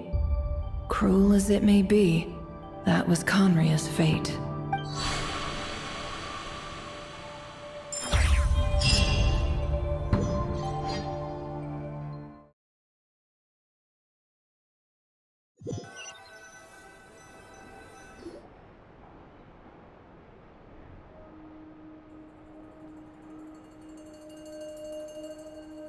Everyone, I'm back. Can I get a standing ovation? Never! How are you holding up? Feeling okay? She's fine. Boss is a pro. Yes, I'm fine. You will have seen the events of Rarier's life through my thoughts. It's now clear that he is just a regular nobody, driven by personal tragedy, as he said himself. I mostly agree. There's only so much we can know about him from his memories alone, but they did give us a clear glimpse into his life in Conria. However, I would not consider Rarier to be a nobody. He was deeply involved in the events of that era. Yet, when the catastrophe of a generation strikes, nobody is safe. Sounds to me like you're speaking in riddles again. Is this you urging me not to abandon the people of Nod-Krai in their hour of need? That's not what I meant. Although I do hope you choose to remain a part of the plan. Without you, the mission ahead will be all but impossible. Then try to remember that I respond better to the carrot than the stick. And I don't appreciate being bossed around. Now, as for you, Missy, you were excellent. You stuck to the rules of the ceremony and kept your mouth shut the entire time. Bravo. Cool! So, can you fill me in on the deets now? Most of what I saw went right over my head. Patience. You'll hear the whole story, don't you worry. But let's meet up with the others first. It will save me narrating it twice. Yehoda? Yes, boss! Let me get that door for ya. That's more like it. For a moment there, I was worried you'd forgotten about the first clause of your employment contract. Forgive my curiosity, but what does the first clause say? It says I gotta do the annoying stuff that boss is too lazy to do for herself. Like opening the door, pouring the tea, yada yada. Is that right? If something is in the contract, it's because she willingly agreed to it. Rest assured that the curatorium abides by the very strictest of labor policies. You don't seriously think I'm cruel enough to treat her like my slave? In any case, I've hardly shied away from my share of the work today. Hope I don't catch Flintz and Varka lounging about in their chairs, enjoying a leisurely cup of tea. There's nothing I dislike more than other people enjoying themselves while I'm hard at work.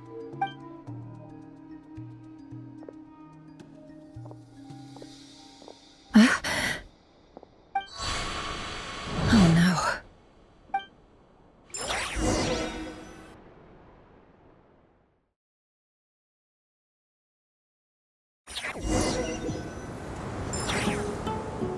Sorry to disturb you, but we seem to have run into some trouble. Evidently so. Don't worry, I'm not about to leave you to fend for yourselves. I'm not that kind of boss. And it would go against the curatorium's labor policy. I'm sorry? What did you hear me say? I wasn't talking about labor policy. Wait. How long have I been standing here? Not long. You just appeared by the door a moment ago.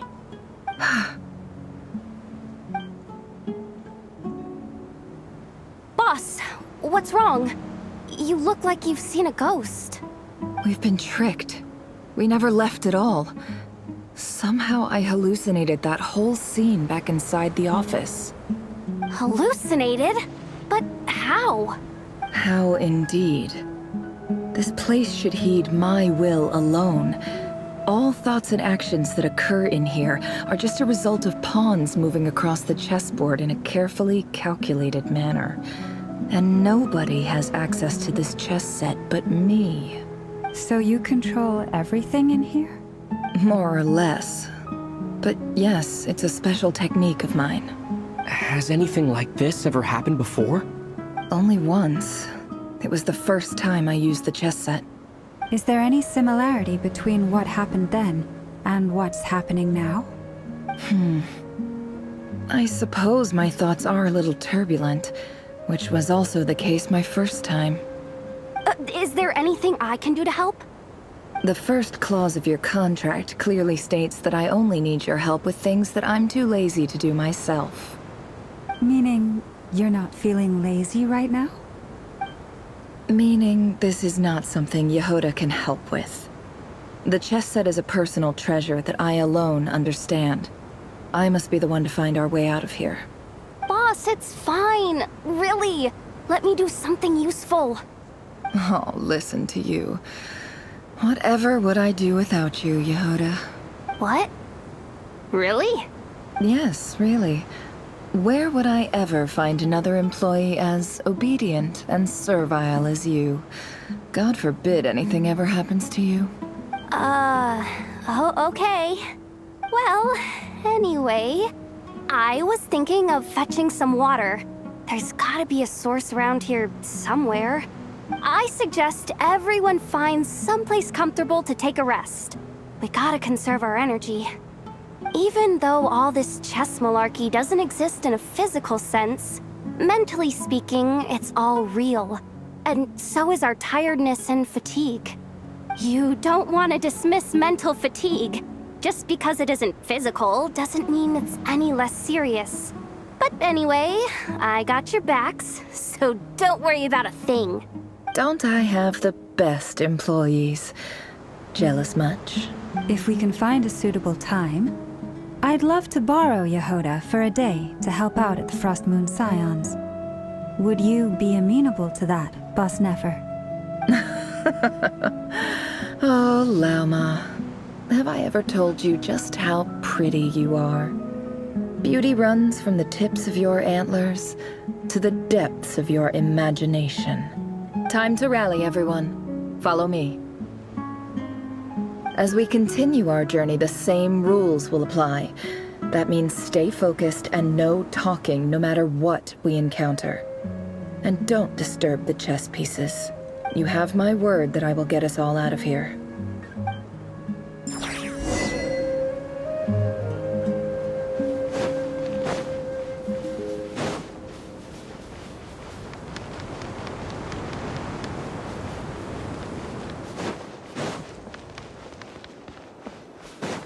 This place looks familiar. That's not a good sign. I wasn't expecting visitors at this hour. Wait, is that? Oh, it's him. There you are! Sinue's been looking for you all day. I think he has some news for you. Oh yeah? What were you doing just now, Uncle Retinue? Hiding away some more loose change? I know I saw some Mora. What do you mean loose change? Oh, come on, I'm too old for this. Just pretend you saw nothing.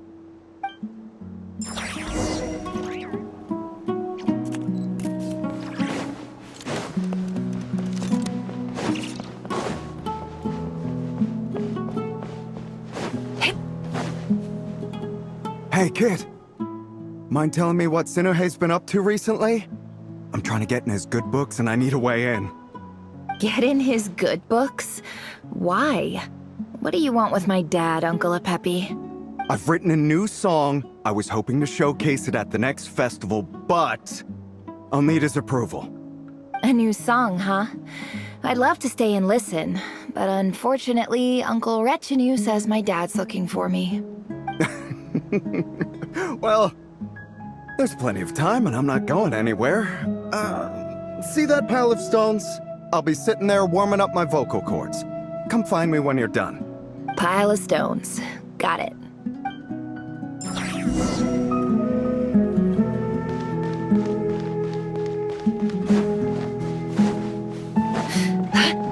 No more lies.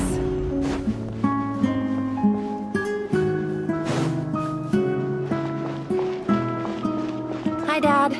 Uncle Retinue said you were looking for me. Ah, there's my little princess. If you'd gotten back just a little sooner, you could have shared the spoils of war with me. Spoils of war? Who were you fighting against, Dad? It was just a figure of speech. The aftermath of a sandstorm is no time to be waging war. I was talking about our war against thirst. I went out to fix our water supply problem, and now I'm back. Which means... We have a well again! That's right. I found a new one and brought back as much water as I could carry. It should last us for a good while.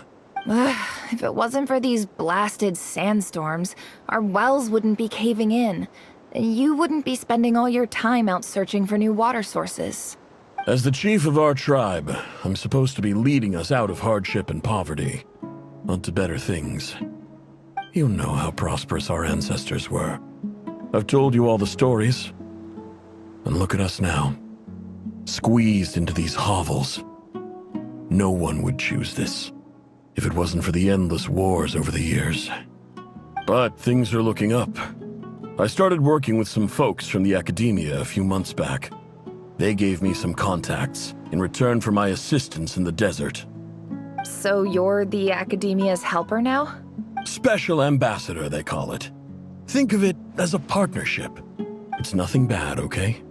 We've been isolated here in the desert for too long. Seeking opportunities elsewhere is the best thing for us, and the fastest way to progress. So, do you get anything good out of being a special ambassador? Of course. My luck's improving all the time.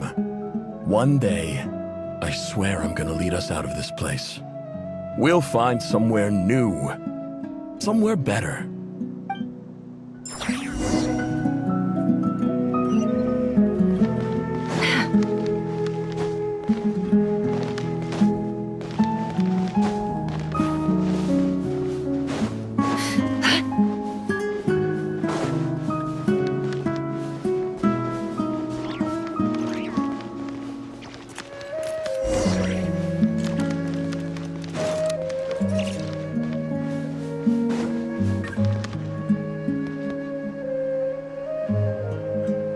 That's our well, and you know it!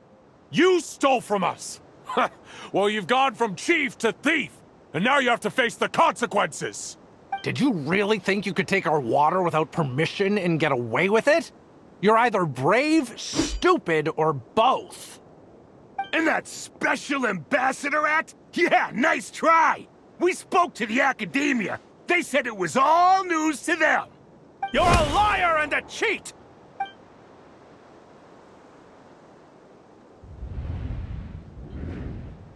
I heard Yehuda gasp, but I don't blame her.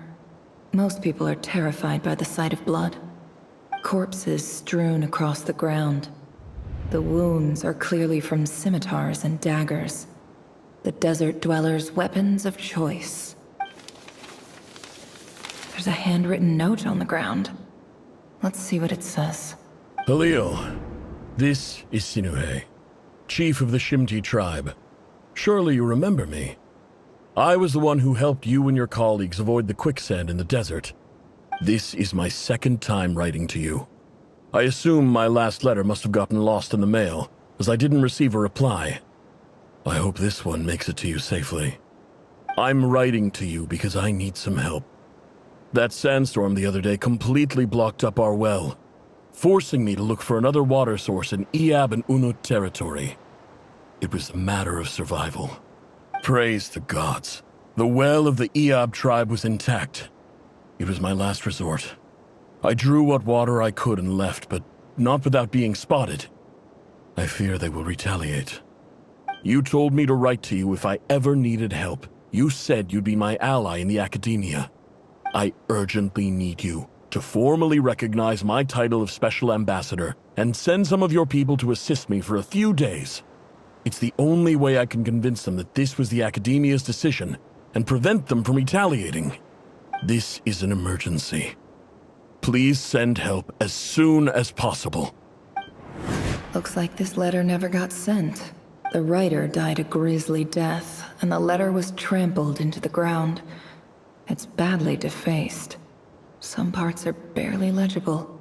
What a ridiculous lie the surviving Shimti tell. Their whole village was butchered over a sip of water.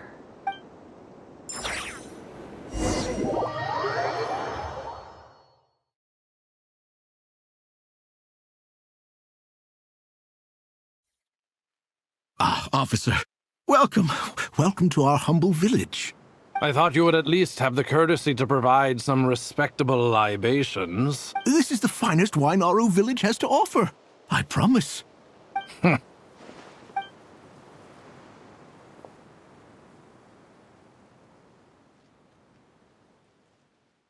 The Academia has agreed to reserve a single space for a candidate from your village. But I remain skeptical of this entire endeavor. I highly doubt anyone in this desert possesses serious academic potential. Please, have faith. If not in us, then in our god. The child we found shows great promise. I beg you, take her away from this place. Give her a chance. Don't let her talent go to waste. I don't recognize her. New arrival? She showed up here a few days ago and we took her in. She's a really bright kid. Please help. I'm begging you. So, where are you from? Nowhere special. Just a sand dune. What about the rest of your family? How many of you are there? Just the one. It's only you? Correct. So, no brothers, no sisters, no mother or father? Any who have slept on a bed of sand, I call my brothers and my sisters. Apart from that, I have no family.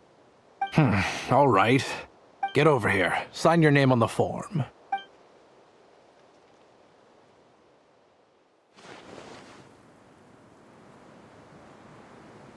Never? You're rather fair-skinned for a desert dweller.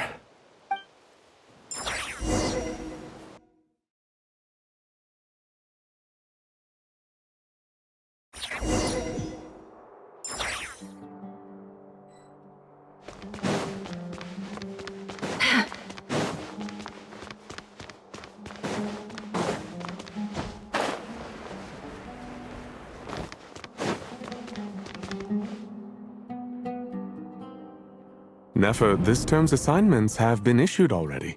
Please read through the materials thoroughly, conduct your own additional research, and then write an essay on the topic. Yes, Professor, I'm aware. I just had a couple more questions I wanted to get your perspective on. Oh? Please, ask away. Well, I saw the other students' problem sheets, and I couldn't help but notice that my assignment is much easier than theirs. Do you really think I'm a weak student? A weak student? Goodness, no. Quite the opposite. You have a sharp mind. Almost too sharp. I think what you're saying is, a weak student wouldn't have noticed the discrepancy. And if they did, they certainly wouldn't complain about the lighter workload. You see, sharp as they come. You see things the way they are. And I'm sure you know why they're like that. Because of where I come from. Because I'm different. I'm sorry, Nefer. I don't like it any more than you do. It's just... Anyway, you said you had a couple of questions. What's the other one? I wanted to check... If someone sent me a letter to the academia, where do I go to collect it? Ah, your family wrote to you. As long as they put your name on the envelope, someone should hand it right to you. Not exactly. It's not even a recent letter. I was just curious where the mail would end up if no one collects it. The House of Dana, I expect. I know there's a box for unclaimed mail somewhere in there, probably sitting on a shelf. Whatever you're looking for, that'd be the place to start. Okay, got it. Thank you, Professor. Oh, don't mention it. Honestly, I feel like I failed you. I'm supposed to be your teacher, but I haven't taught you anything. Hey, don't say that. You're a great teacher, and you do your best for all your students. But the rules are the rules. You're not allowed to teach students like me. It's not just the academia either. The whole world bends over backwards for the successful, and leaves the losers to suffer and die. Oh, my dear child. Don't tell me you've given up on life already. I haven't. I just think that if you want to make it in this world, you have to find a way to become successful.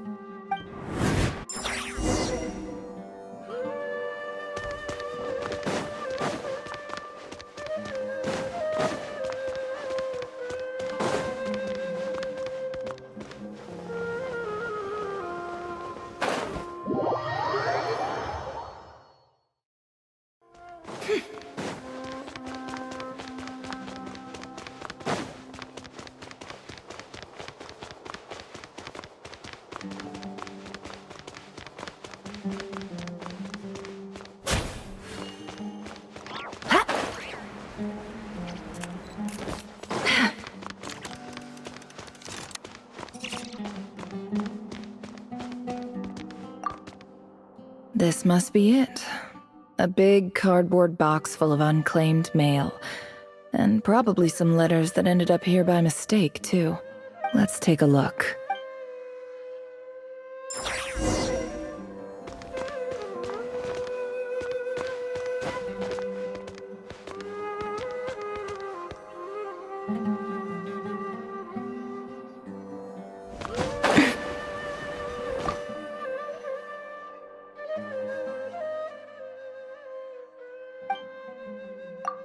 A dilapidation survey from Port Ormos. Looks like it's from a Core of 30 representative. What a strange thought. A bunch of mercs losing sleep over rundown buildings. This one was never even opened. I guess the recipient didn't care what the Core of 30 had to say about anything. Who was it addressed to? I don't recognize the name. But it must have been a Ksharawar professor. This one is addressed to the Immorta Sage. The title is Changes Observed in Satyavada Life Symptoms. Why do all these letters read like full-blown dissertations? Guided by the incense, we became lost somewhere in the forest. All the barriers between levels of consciousness disappeared as our minds soared around in circles, looking for a branch to seek refuge on. In clinical terms, these symptoms fit the description of incense poisoning. The Immorta Darshan strictly prohibits the use of hallucinogenic substances, but I believe there are still people getting away with it. For example, my neighbor who always breaks out into song and dance after using incense. This seems like something the academia would want to know about. Why wasn't it collected? Wait, what's this written on the back? It's so small.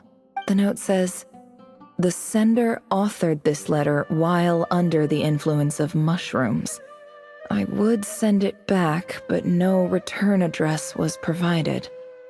Stamped by the Grand Conservator of the House of Dana."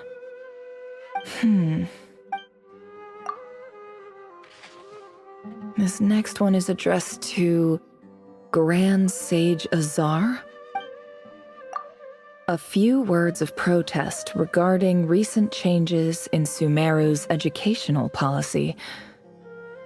In recent years, the academia has taken on a small number of students from the desert region, as per the policy to this effect. However, it appears to me that these students have not, in fact, been provided with educational opportunities that are, in any meaningful sense, equal to those enjoyed by their peers. As well as receiving dumbed-down assignments and perfunctory tutoring, they do not even have full access to the Akasha system. Education is the fundamental purpose of this institution, which should go without saying in a nation whose founding virtues are knowledge and wisdom.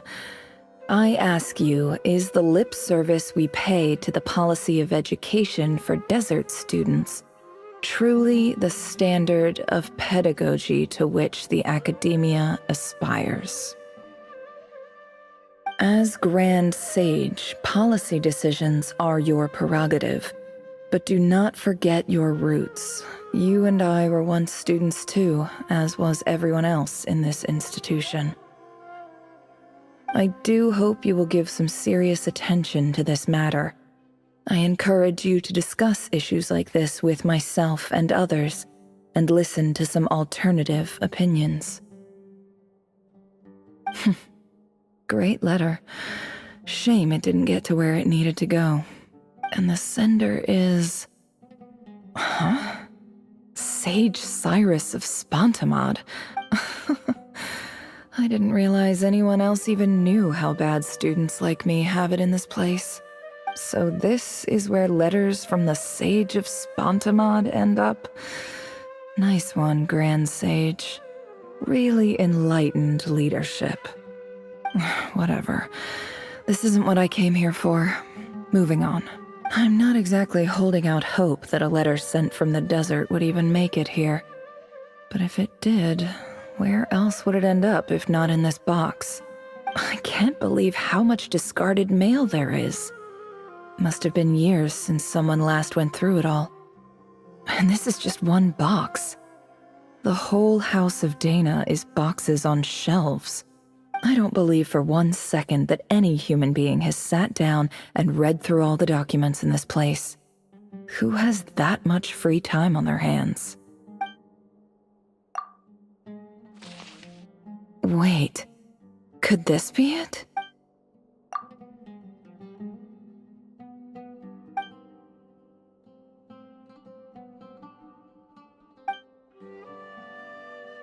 Greetings, Halil.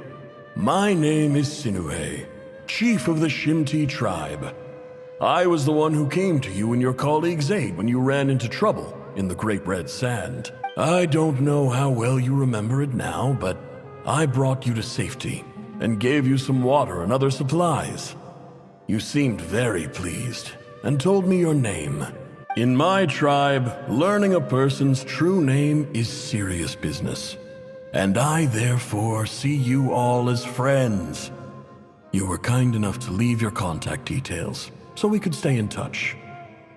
The Shimti tribe lives a harsh, nomadic existence in the desert. You were sympathetic towards my plight, promising to make me a special ambassador of the academia and help us find a way to make a better living. This brings me to my reason for writing. Our tribe has fallen on particularly hard times, and I would like to ask for your assistance. There was a terrible sandstorm a few days ago, which blocked up the well in our land. To ensure my people's survival, I had no choice but to venture into Iyab and Unut territory in search of an alternate water source. The Iyab and Unut are descended from the Thamudians, while we trace our ancestry to Tulatala.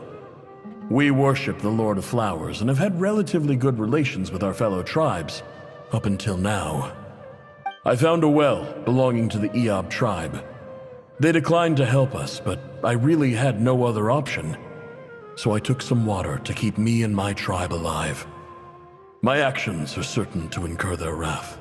When we met, you assured me that you would be my ally in the academia.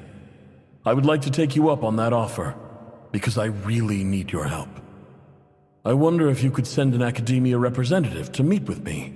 That aside, the last time you were here, you mentioned that the academia had started accepting students from the desert, and I told you a little about my daughter, Nefer.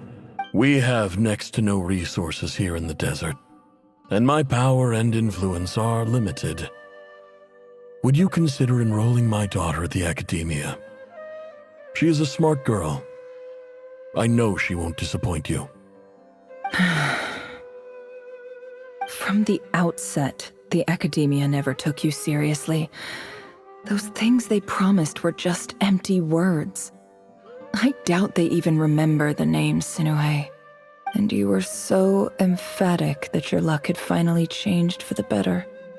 You swore you'd lead us to a better place one day. You spoke with such conviction, like you were the most powerful chief in the whole desert. You liar. You lied about everything. You promised the world and delivered on none of it. And who fell for it? Just me, by the looks of it. Despite your best efforts. Which makes you a pathetic liar. You weren't even any good at it. I think I'll take over from here. Let me show you how it's done.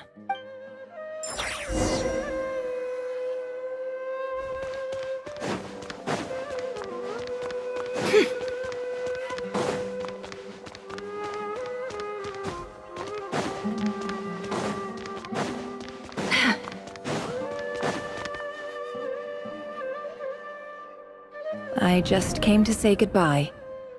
Thanks for everything you've done for me in my time here. Nefer? You packed your bags. Where are you going? I'm quitting. Something's come up in my hometown. Gonna head back and deal with it. Huh? But this was a hard-won opportunity for you. You know that better than I do. It was. But it doesn't matter. I have more important things to deal with, and they can't wait. Oh, and I didn't want to overfill my bags, so I left some incense on your desk. What's wrong? I thought you liked incense. Although, I did read somewhere in the House of Dana that it has hallucinogenic effects. Don't use it all at once, alright? Isn't this the stuff you brought from your hometown? You're just letting me have it?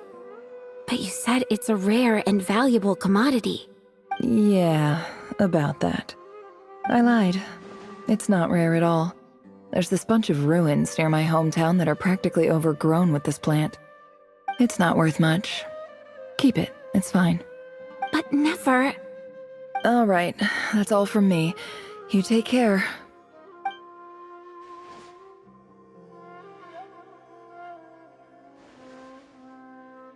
Don't forget me, okay? I mean, we're more than just classmates, right? We're friends. Yeah, I'll remember you. I lied again. That incense is worth a fortune, and it's a rare find even in those ruins. And as for remembering her, I have far too much to do when I get back. No time to reminisce. I'll be lucky if I even make it through this alive. But either way, I expect I'll forget you pretty quickly.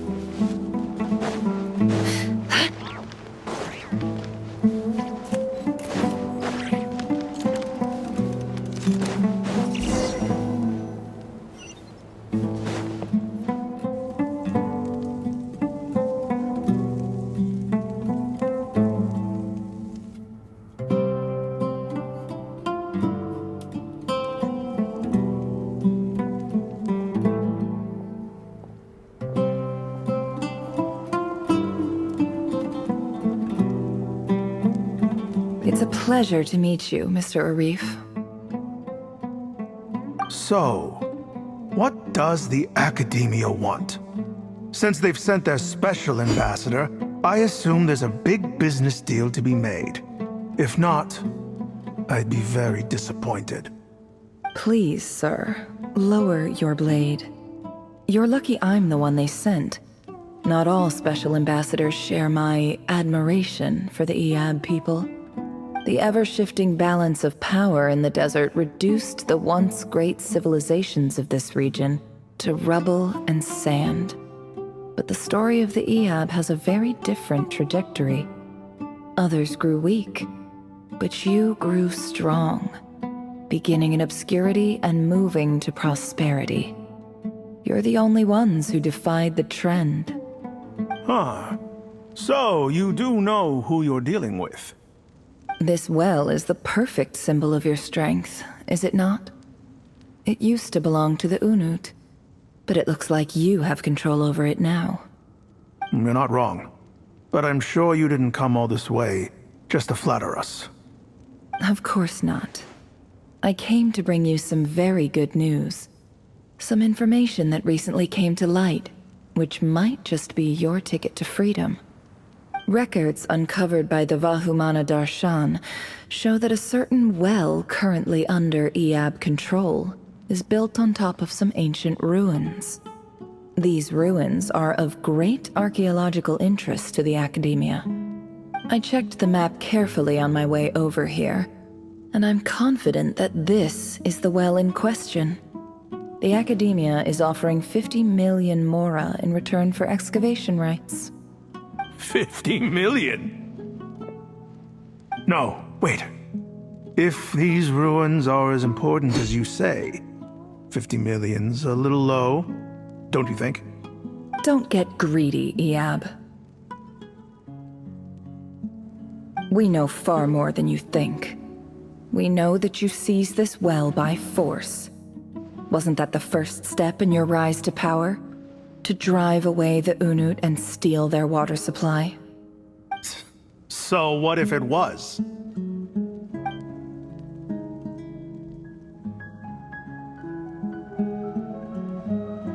Don't worry. As unscrupulous as it was, it's something we're willing to overlook. The Academia is only interested in dealing with the de facto power holders in the region. I hope I am making myself clear. And I hope your words are the truth. If I find out the Academia is trying to play me, I'll hunt down every one of your people and make you watch as I cut their heads off one by one. I assure you, Chief, that would not be in your long-term interests. You don't want to make an enemy of the Academia. You see how I'm dressed, don't you? I appreciate that you've never been to the rainforest, but surely even you recognize an ambassador's attire when you see it. And what does a barbarian like you have to lose anyway? You really think the Sumeru Academia would bother to come all this way just to lie to you? We have more important things to worry about. All right, I take your point. The Academia is the highest authority in the land. I'm sure you're trustworthy people. In that case, we have a deal. We will sell you the excavation rights. I'd like to thank you, Ambassador. This is good news indeed. Excellent news. In fact, it calls for a celebration. Would you do us the honor of staying a while and enjoying some Eob hospitality? Gladly. I am partial to wine myself, and I trust you are as well. So let's indulge in a few drinks together, in celebration of this momentous occasion.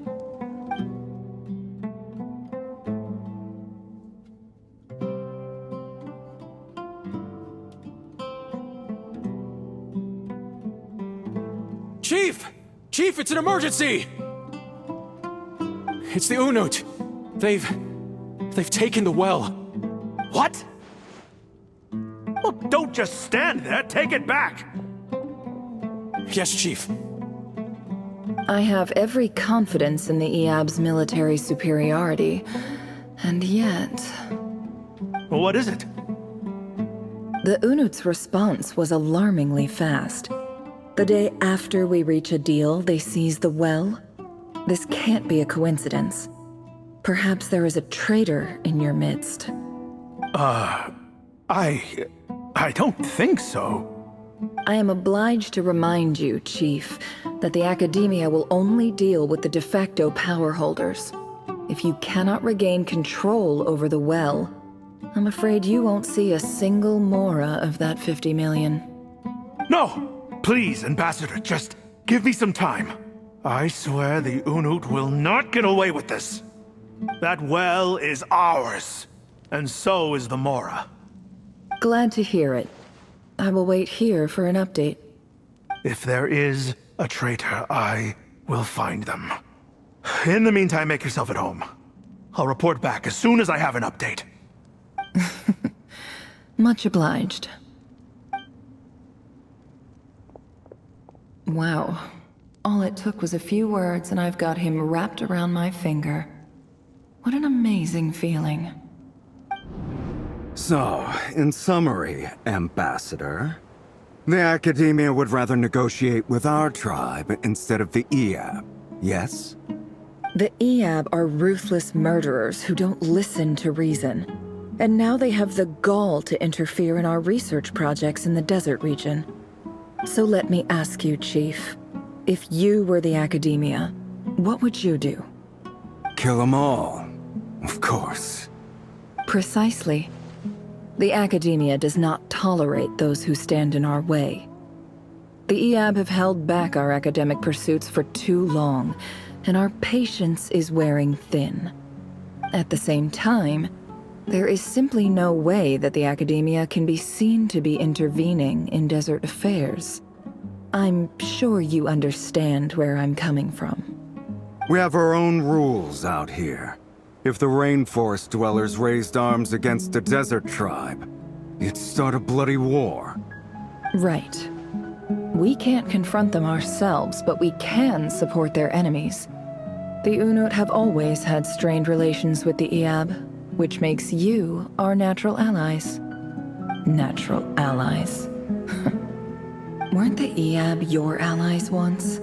You were quick to send them after us to protect your interests back when we stole that water. And now look at you. You're at each other's throats. Let me be clear. The Academia wishes to collaborate with the legally recognized rulers of the desert in this matter.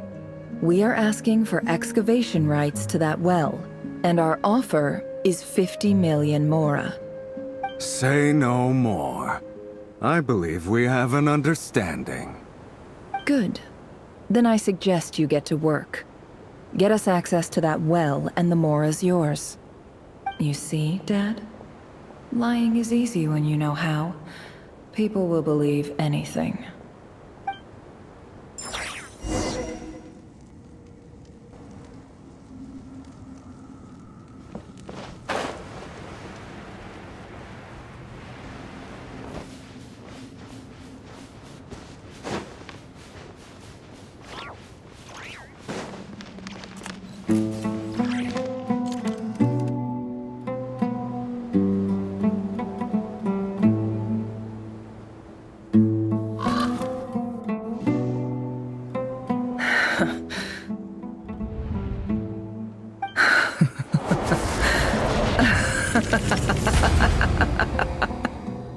Look at yourselves. You may be vile, savage monsters, but your butchered bodies bleed like any others. You're no different. You're nothing special at all. The monsters who destroyed my home, they're just ordinary, petty human beings. What a joke. I think we're even now. Maybe I've even done the desert a favor.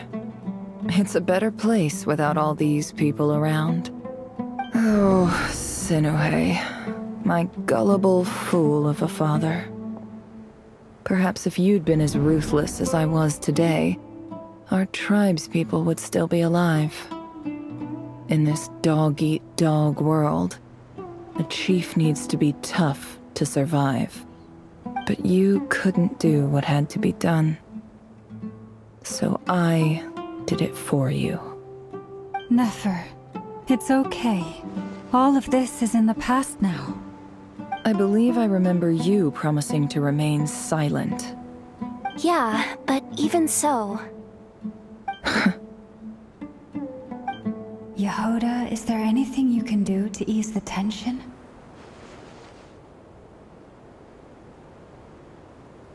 Alright, time for a sharp turn onto a completely different topic.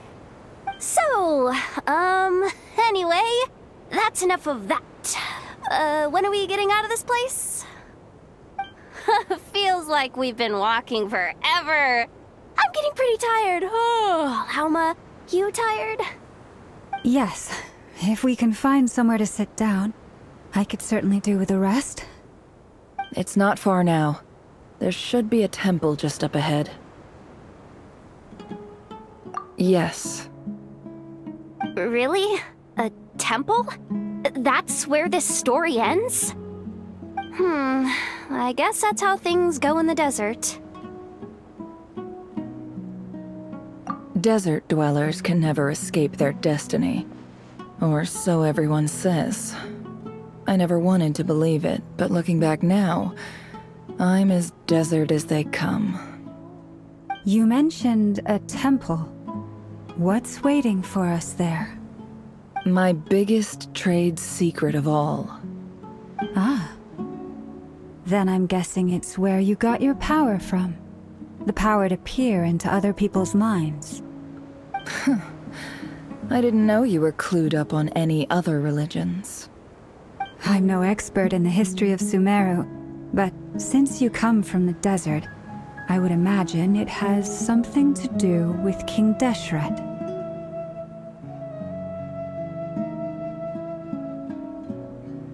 Sounds impressive. Ah, I know who you mean. General Mahamatras Sino. The spirit of Hermanubis dwells within him. That's Boss Neff for ya. She knows everything. Sino's hardly a figure of obscurity, but I know about Sethos too. What about him? Is he a big deal or something? Well, he's not a small deal, let's put it that way. Please, this is the bare-bone basics. Save the flattery. Thanks for your patience, everyone. I'm sure it's been a lot to take in. With any luck, that's our exit just up ahead.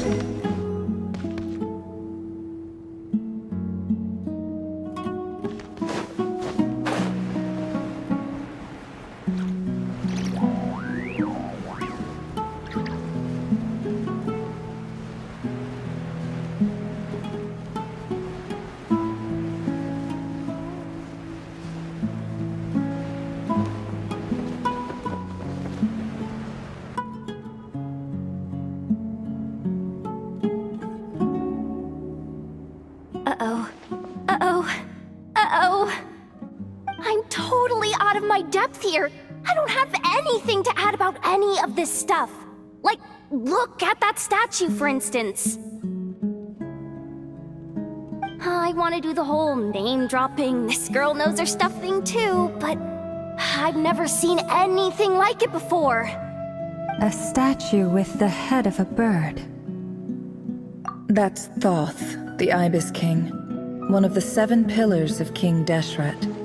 The legends say that he, the Crocodile King, and the Goat King were the 3 retainers of King Deshret. Let's take a look.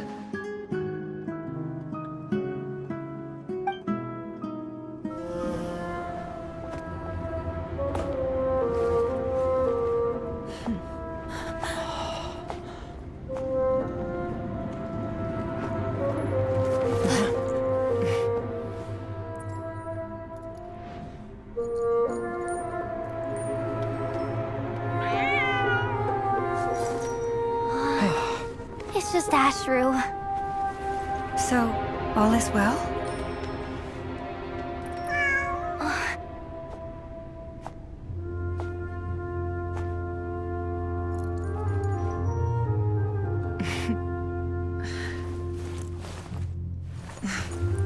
Typically speaking, at this point, the world disintegrates.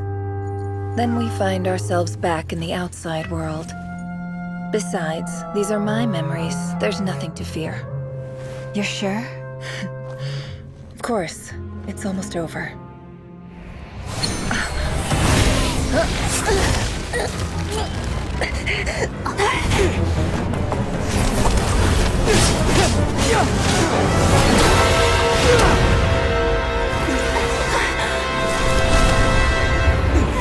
Never! Hold on!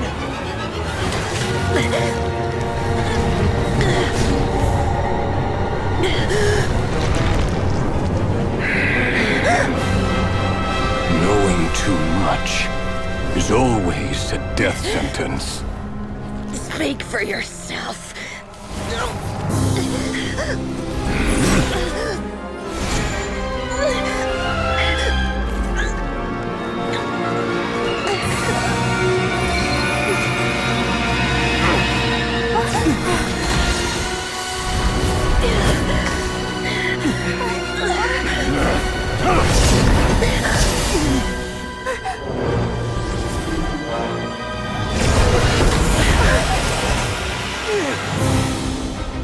How repulsive.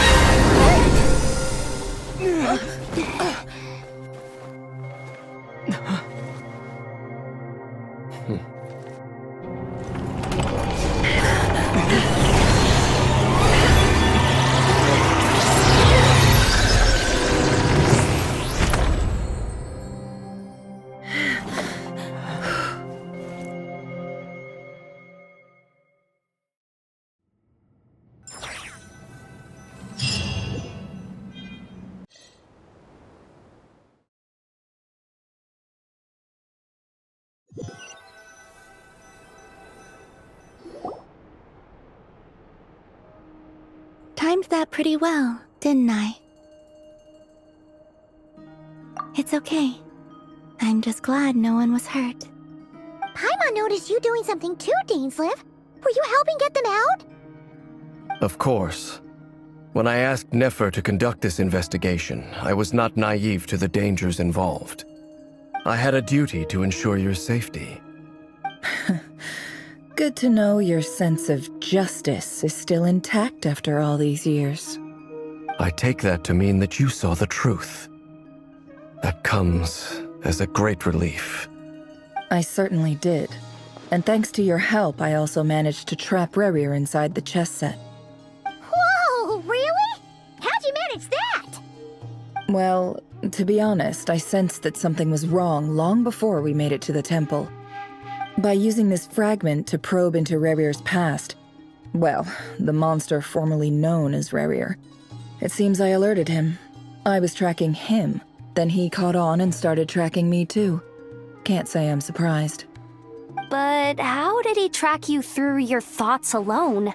That shouldn't be possible. Rerir was a secret agent who reported directly to the Vinster King.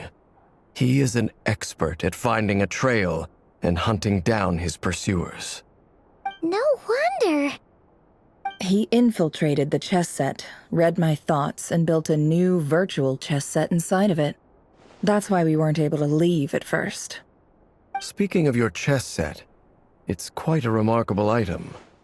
Would I be right in thinking you have some connection to King Deshret? You overestimate me. I only have a connection with one of his underlings, the Ibis King. You all saw how this came to be. A long time ago, the Iab massacred my tribe, the Shimti, in our home village. A few years later, I enrolled in the academia, where some new information came to light. The Unut and the Iab fought a bitter battle over the rights to a well, all for the sake of a non-existent 50 million mora. The Iab ultimately won that confrontation, but their victory came at the cost of almost every warrior in the tribe. The final blow to the Iab came at the victory feast, when an Unut assassin beheaded their chief right before my eyes. The remaining Iab fled and have been scattered to the winds ever since.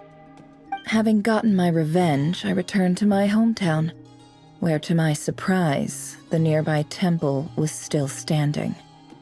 There it was, seemingly immune to the relentless hostility of the desert, while my tribal home lay in ruins. As I stood there gazing at the temple, I noticed a cat just outside. This cat, as it turned out, was home to the spirit of the Ibis King. He led me to a gate deep inside the temple, and there he made a deal with me. This chess set is my gift from the Ibis King. The chessboard within is made to the same specifications as the one in the mausoleum of King Deshret, and represents his power of piercing analysis. With this chessboard in its container, I gained a certain ability to perceive hidden secrets.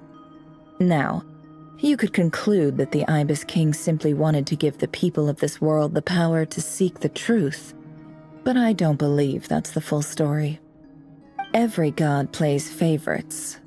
Their hearts are as fickle as any humans, full of secrets, perversions, egotistical tendencies. But precious few gods are willing to admit this. It is the same with all powerful forces, including fate itself. Their gaze falls preferentially upon a select few. As you rightly point out, this is an act of favoritism. If you're alluding to the Abyss, then yes, I agree. Gather the others. It's time to share everything I've learned.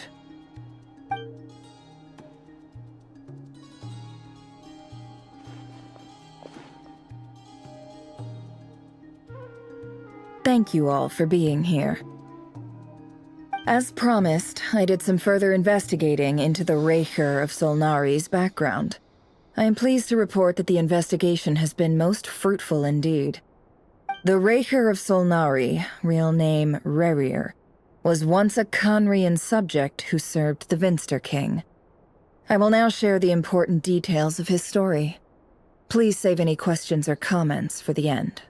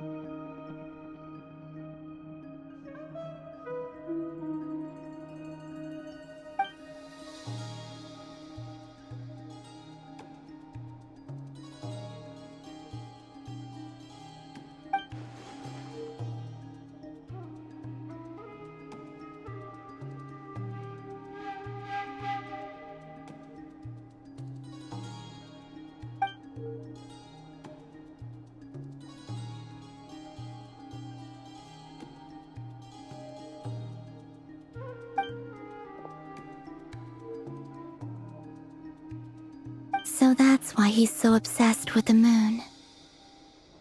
A tragic tale, to be sure.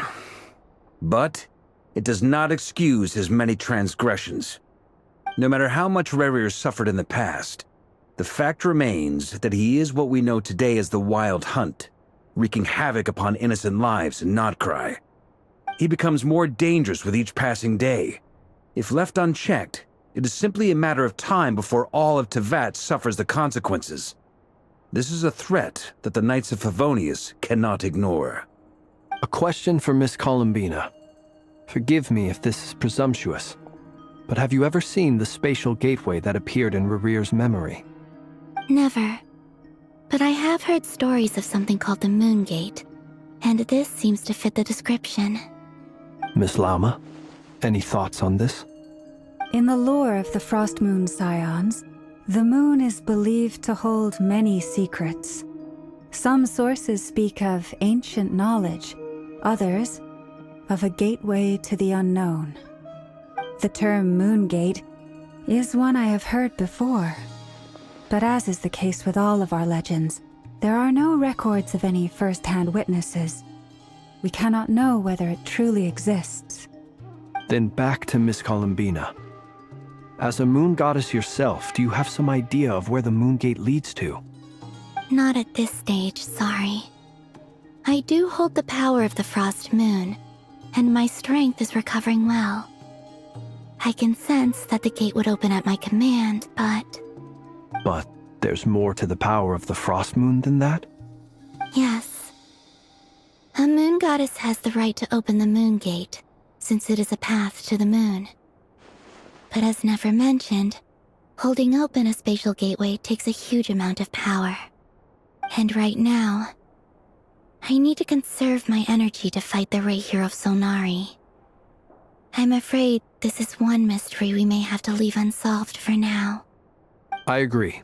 Better to save your strength. But if you'll humor me for a moment, I have a bold conjecture of my own regarding the world beyond the gateway. I highly suspect that neither Tholindis nor Rerir made it through unscathed. The evidence pointing to this is the fact that the Rahier of Solnari exists in the form of countless fragments. With the abyssal power he wields, no ordinary foe can touch him, let alone tear him to shreds. And yet, the Wild Hunt proliferates wherever his scattered fragments lie, drawing hordes of monsters to many different locations across the land. So your theory is that Rerir was physically torn to shreds by some powerful force? Hence, why the Wild Hunt is a distributed phenomenon, rather than a unified one? Makes sense to me. Explains why the Wild Hunt is so pervasive, and why he's been trying to piece himself back together. He was whole to begin with, and he wants to be whole again. Without the power of the Abyss on his side, he almost certainly would have perished the moment he was torn apart. But the Abyss, much like a curse, has kept him alive. I could not agree more. The power of the Abyss is most surely a curse. It is a compelling explanation, and one that accords with my present understanding of Abyss creatures.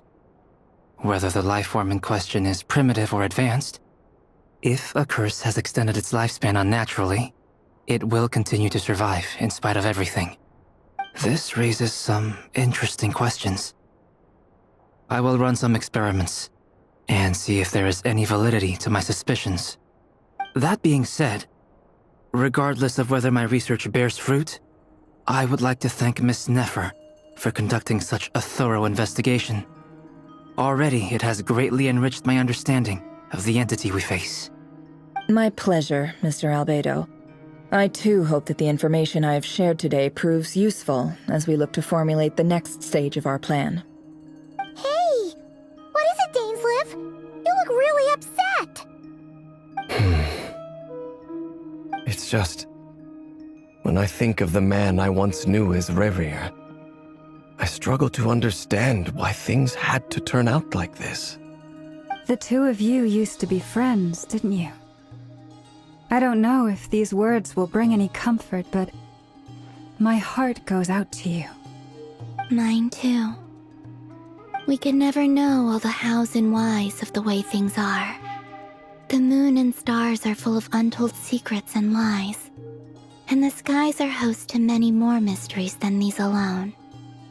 Yet, none of that can begin to compare with the complexity of human life. Those are the first comforting words I've heard in a long time. Thank you, both. Well, I think this is a good place to end today's meeting. I'm sure Nefer needs some time to recover. She's been through an awful lot today. That's very thoughtful of you, Lama. Of course. Sounds good to me. Take some time to rest and digest before we reconvene to nail down a plan.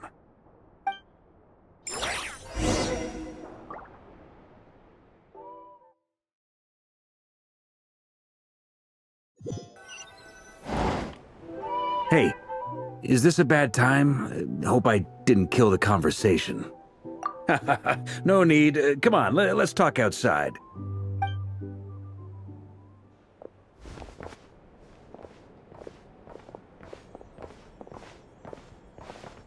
Anyway, Nefer went back to the curatorium to get some rest. But before she left, she shared some things with me that I thought you should be aware of. Firstly, although she managed to trap the Raker of Solnari inside her chess set, there's no guarantee that the power of the Ibis King is any match for one of the 5 sinners. Their powers are beyond our comprehension. It's only a matter of time before he finds a way to break out. We have to come up with a plan and take care of him before that happens.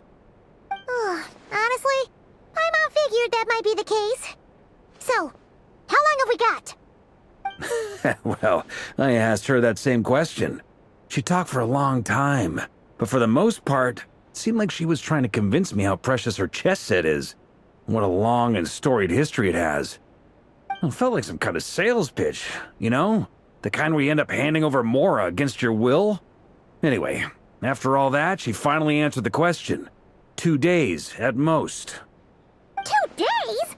Holy moly! Can we even recruit enough help in that time? That remains to be seen. Which brings me to the second issue. Dainsleif is obviously conflicted about this whole thing. But given how little time we have, there's no way we can pull this off without his help. You have some history with him, right? Do you think maybe you could talk to him for us? Great. I appreciate it. All right, on to item 3. So, Albedo, Durin, and I put our heads together and came up with a plan. Can't promise it's gonna work yet, but at least it's a start. We figured we'd bounce the idea off you first. We'll explore it further once everyone's recovered. Oh, Paimon's dying to hear this. All right, so here's what we're thinking.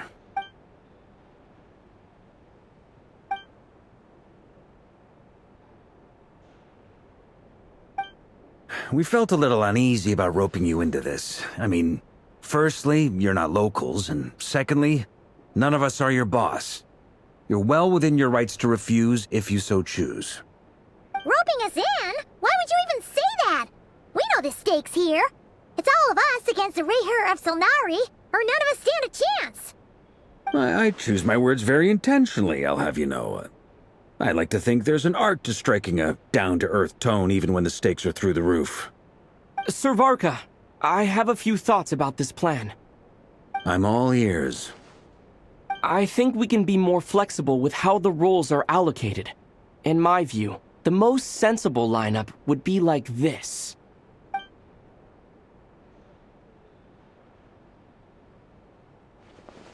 I see your point, yeah. But if that's how we're going to approach this, you'd better make sure you're ready. To be clear, I don't doubt your abilities. Far from it. I just want to make sure. Are you really willing to take all this on? I want to do everything within my power. The Rayher of Solnari is a truly fearsome opponent, and if I do my part, it'll greatly reduce the risk for everyone else involved. Well, that tracks with what I've heard. Jean's mentioned in her letters that you're so diligent it's almost abnormal. As in, most people weigh up the risks and rewards in situations like this. But you seem to just march towards danger without a moment's hesitation. Of course, everyone appreciates a fearless pioneer. But all that aside, I'm the Grand Master of the Knights of Favonius, and you're our honorary knight. I want to make sure your courage doesn't come at the expense of your safety. Thank you, Sir Varka. I should be the one thanking you. It means a lot to have you on board. I'll give some serious thought to your suggestions.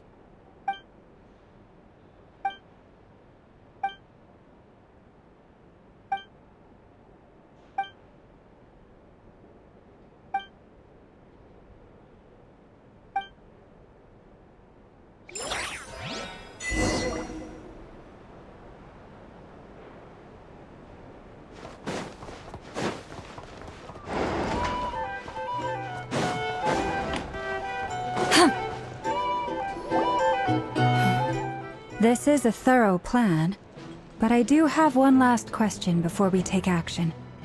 How can we be sure that our enemy won't leave the designated area? Great question. Albedo's been hard at work analyzing Rayher and the Wild Hunt's behavioral patterns. His conclusions are as follows. Firstly, from the earliest known confrontation until now, Rayher has never displayed any ability to manipulate the dimension of space. So it's unlikely he has any power in that domain. Secondly, he seems to have a particularly strong vendetta against our group. If we put him in a fight-or-flight situation, he'll choose to fight every time.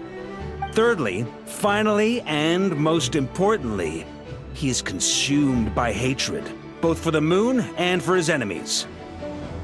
Turns out, we tick both of those boxes. We have a reincarnated moon in our ranks, and a spy who accessed his private memories without permission.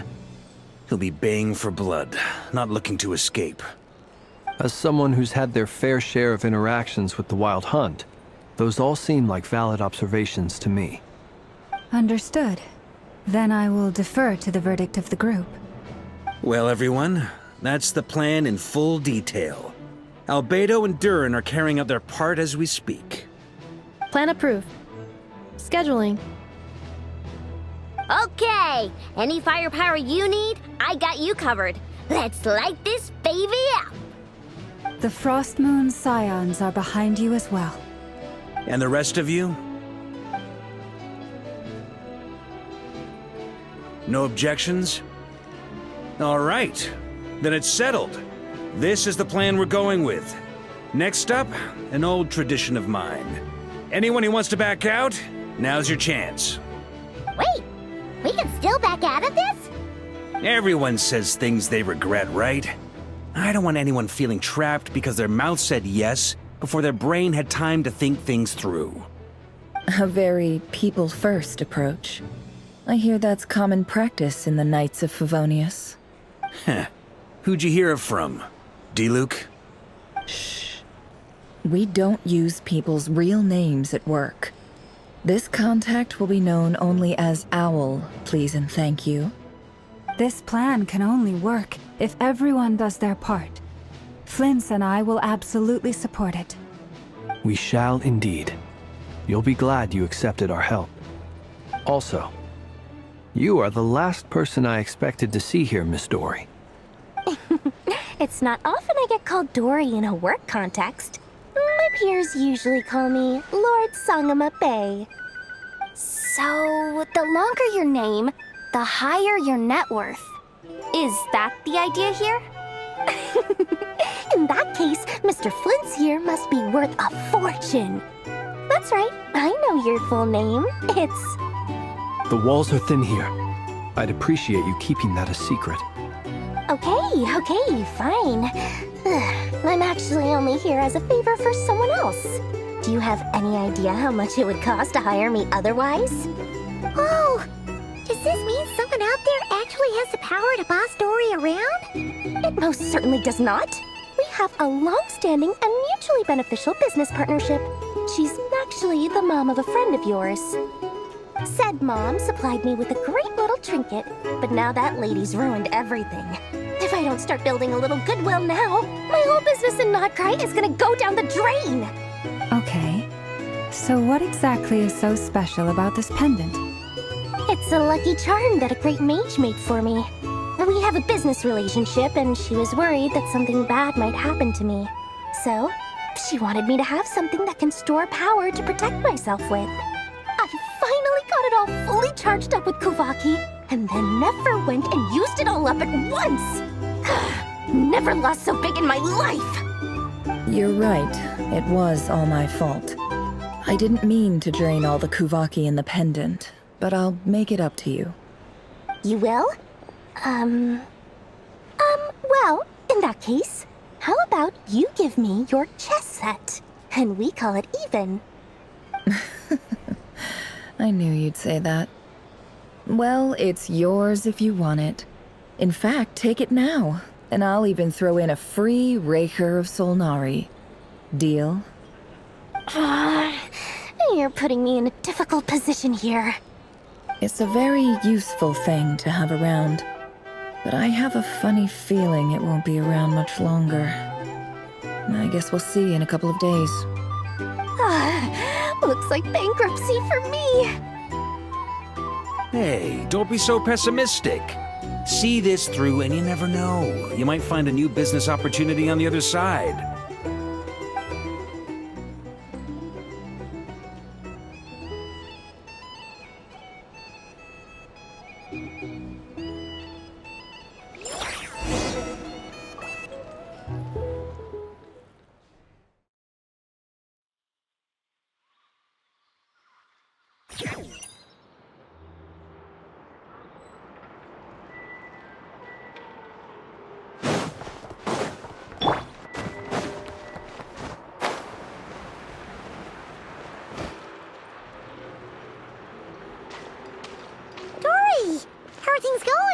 Feeling ready? Oh, I was born ready. We only have 2 days. You think Lord Sangama Bay would let an opportunity like this slip by? Don't forget, when something's in high demand, the people with the goods on hand get to charge the highest price of all, even higher than the sellers taking advance orders. Ta-da! See? It's right here. Ah, it's so pretty. Did you make it? No, I have a supplier. We go way back, so he made me a very attractive offer. Aha! No wonder you were talking about lucky charms at the meeting. You've been getting Kaveh to make them for you. That's not the full story. It actually started a while back as a project between me and the Dendro Archon. Mage Alice once warned me that this world won't stay safe forever. There may come a day when everyone faces a great crisis. I passed this on to the Dendro Archon, and she secretly brought together a research team made up of Sumeru's top scholars to invent a technology that could keep people safe. I won't go into the details because it's all very complicated, but if you want to know more, you can ask the Dendro Archon about it sometime. Anyway, point being, it was the Dendro Archon who asked Kaveh to build this little contraption. As one of the top Kasharawar talents, he was the obvious choice. Took him long enough. He stressed over it for ages. Must have gone through at least a dozen designs before producing a final product. But that's Kaveh for you. Marak delivered it to me a couple of days ago, along with a letter from Kaveh. Could I ask why I'm sending this technology to you? And what's your proposed use case? Has it been approved by the relevant authorities? So nosy. My fault for sending him the research permit to begin with. Surely Nahida must have told him you were involved in this project. He was probably just nervous because you're always so secretive about your business. Could be. Anyway, I just replied, let's hope there never has to be a use case, because it would involve grave danger. Fair enough. But it sounds like he was just being cautious. He probably felt responsible as the one who made it. Or maybe he was asking as a favor for his housemate. He's done that before. Not sure why, though. His housemate doesn't seem to really care that much about this kind of stuff. Either way, all's well that ends well. I'm just glad to finally have my hands on the product. I wouldn't want to be without it, given the potential dangers that lie ahead. Huh? What does that look mean? Paimon's just super surprised. This must be the first time we've ever seen you actually get serious about something. Well, a long time ago, I made a promise to myself. I promised that I was gonna live every day of my life with a big beaming smile. Obviously, Mora plays a big part in that. But there are always gonna be times in life when you have to give something back. That could mean paying back a debt, returning a favor, or showing some kindness. Alice has been a huge help to me over the years. She was the first investor I ever had.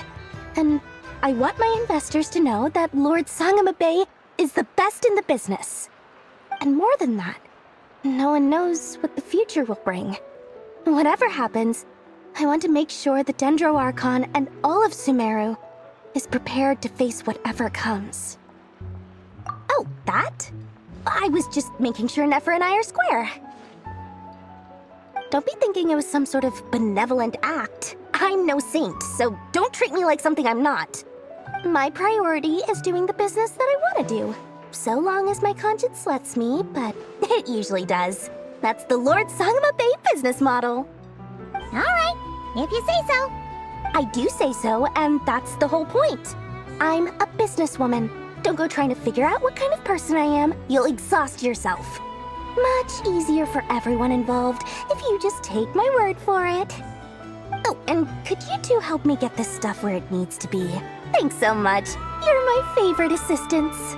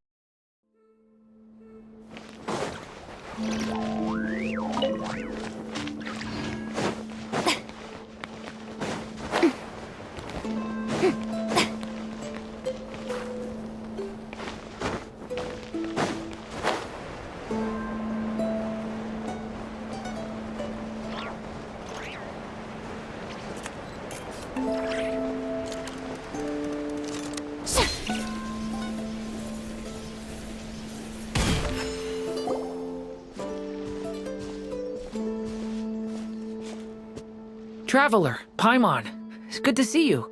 Everything going smoothly over here? Sort of. As you're probably aware, Varka, Diren, and I captured some abyssal creatures from the Wild Hunt. Per the plan, we dissected and analyzed some samples of these creatures. The process went very smoothly.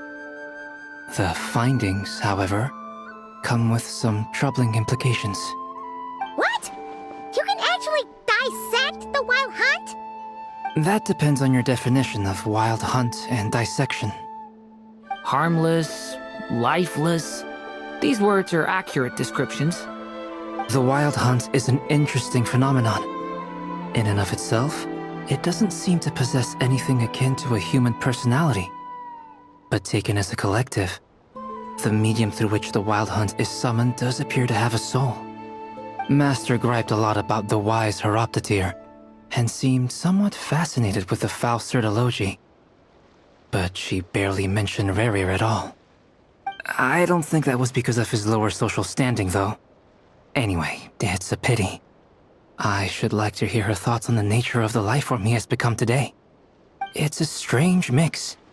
The furious energy of an abyssal being channeled through a fractured physical existence.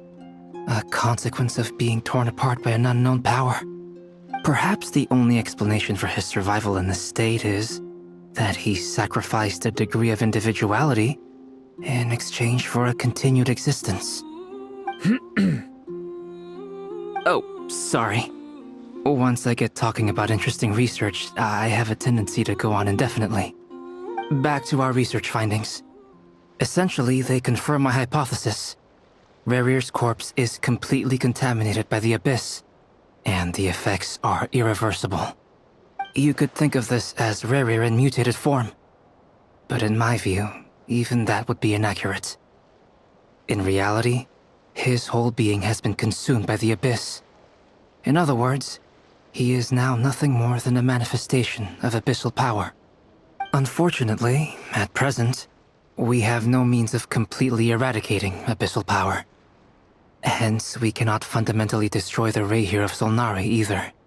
Oh, that's terrible news! So, that's it? We can't defeat him? Not even if we get the power of the Three Moons? Miss Columbina's situation is a difficult one. She can never achieve wholeness when the world does not accept her presence. It's as if her creator banished her to a place she can never be accepted. It means she spends most of her energy just on her own survival. Given the circumstances, it's only natural to despair. But we must see this plan through to the end. Time to kick off the backup plan. Oh, Paimon almost forgot! This is for you. Dory asked us to bring it. Ah, how wonderful. Well, thank you for making the trip. Durin and I will be heading off shortly. I'm sorry I won't be there to protect you in person this time. Please be careful. All right then. Stay safe.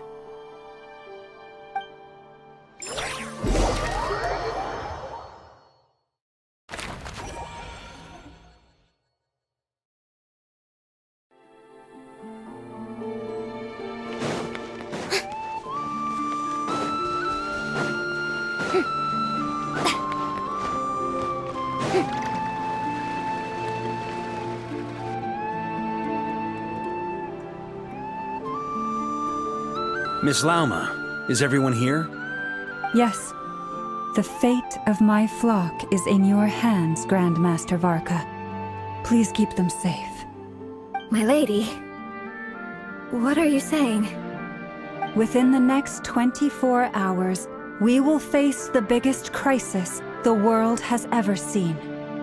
This is not a burden that we deserve to bear, but I believe that we reap what we sow in this life. So I intend to act. I must do what I think is right. For me, that means fighting for the future of Nod-Krai. This gentleman is the Grand Master of the Knights of Favonius, Varka, Knight of Boreas. In my absence, please follow his lead. Hey, everyone. Guess I should introduce myself. Well, to start with, I know my way around a battlefield. The biggest strengths are honesty and hard-workingness. Anyway, point is, I don't intend to let Lauma down. I'm gonna do everything in my power to keep every last one of you safe and sound.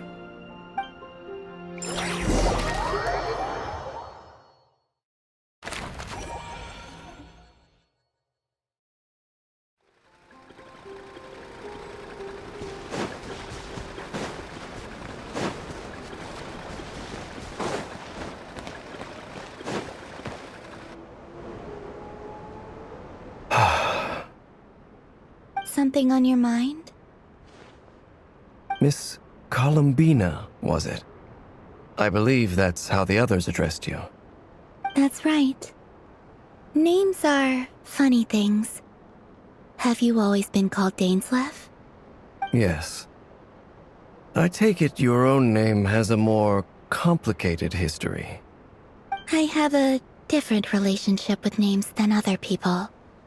To be honest, I'm not even sure that Columbina is my name. At least, not in the same way that Dainsleif is yours. But it's what everyone calls me, and I go along with it. A lot of my life has been that way. I get so used to things that I forget to question why they are so. I never used to think much about where names come from, or what they mean to people. Maybe something's wrong with me. You're different from other people. I sensed it the first time we met. You're more perceptive than most. I'm sure your long life and rich range of experience explains that. Do you ever find yourself missing Conria, Mr. Dainsleif? Difficult to answer. I have dreamed of the past many, many times. Sometimes I'm fighting tooth and nail. Other times I'm lying on the ground, defeated. I don't recall any happy moments from that time. It has been too long. Is that because hatred survives longer than love and affection? That would not be for me to say. I make no excuses for the grudges I bear. But whatever the reason, I remember little that was beautiful or sentimental. Thank you for your help with the Rerir situation. Without your efforts, I never could have learned the hidden truth of his story. You're welcome. I know he's your friend. Friend? He betrayed me. And I never really understood what he was going through in life. Some friendship, that is. Okay. So, do you plan to fight him with us? You see, you're torn. Now you know what really happened. You see the things he's done in a new light. I need some time. Of course. I completely understand. Anyone else in your position would feel conflicted too. Actually, I went through something similar myself recently. Something happened that changed my perspective on a situation. A situation I took for granted at the time, but now I feel very grateful for it. You mean the Harbingers who still support you, even though you've left the Fatui? Yes. I always thought they were only helping me because Harbingers are forced to work together. But then I abandoned them. A warrant was even put out for my arrest. And even now, they still support me. Which means I was wrong about them all along. Clearly, they view you as a friend.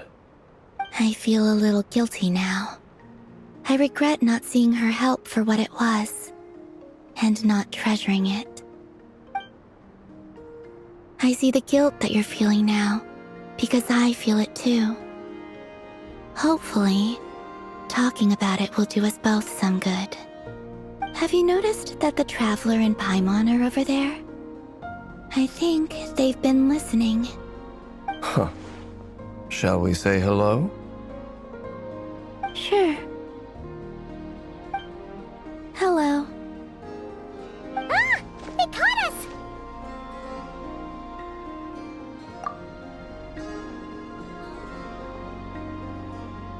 I apologize for making you worry. No doubt you wish to know where I stand on the plan to take down the Reir of Solnari. I'm afraid I need a little time, but I will seriously consider joining you. You will? Oh, thank you so much! Everyone will be so grateful to hear that! They needn't be. This was something that I was going to have to face up to eventually. That doesn't matter to them. They're grateful to you regardless. You can't control their gratitude, so just accept it. And then, have a think about whether you're willing to join us.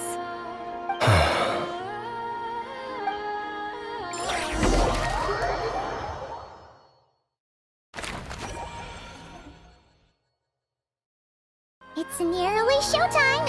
Let's go rendezvous with the others. You know the place. Merciless.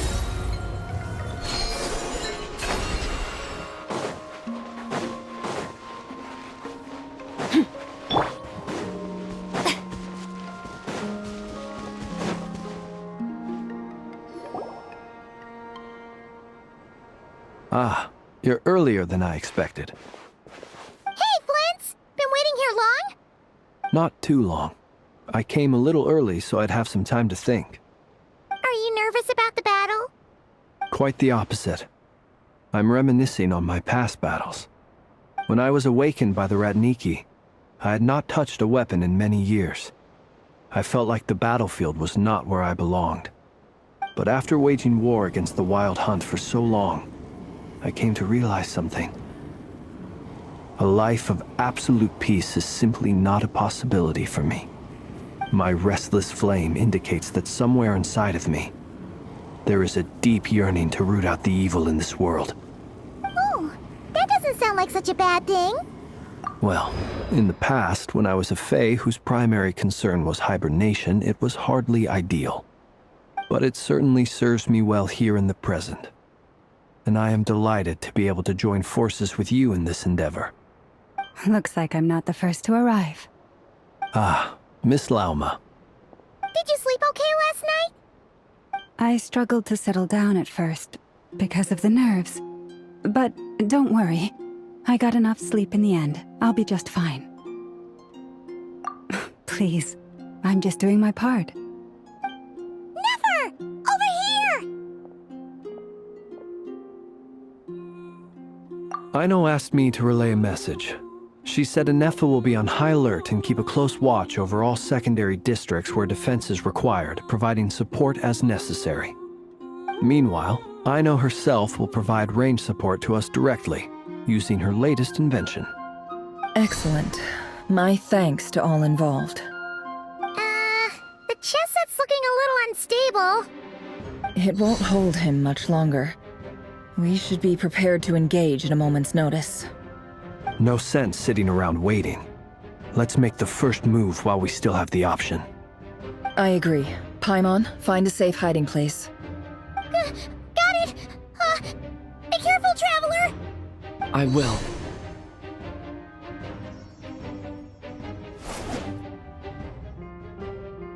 Everyone, take your positions as soon as the battle starts.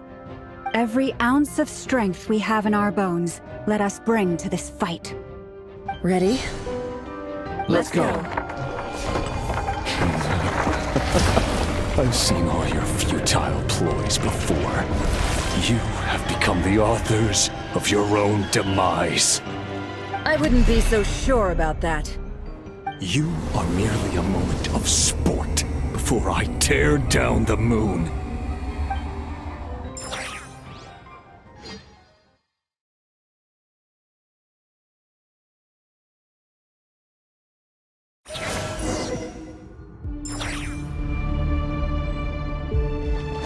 Stay on your toes.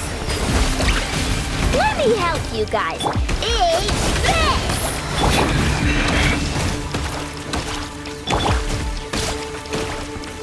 Water jet! Stay your hand. No more lies. The moonlight betrays you. Be silent.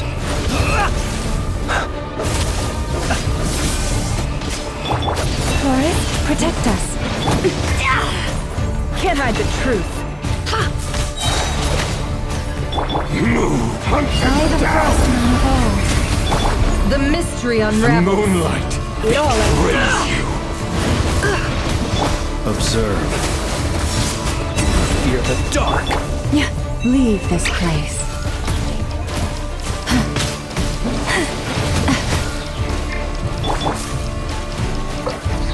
Move!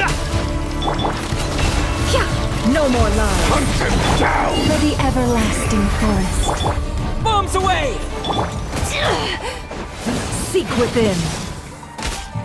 Can't hide the truth.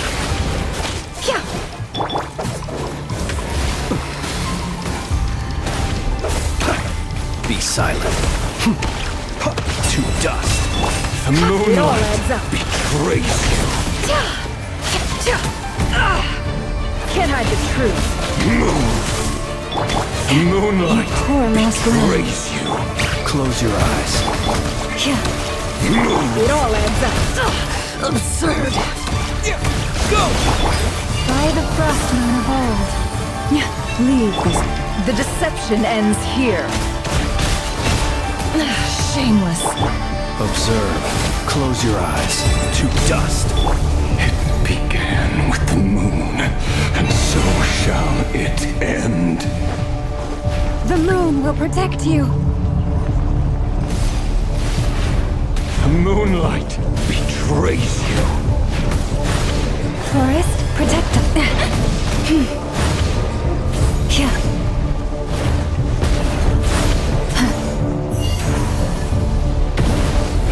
Do you see now?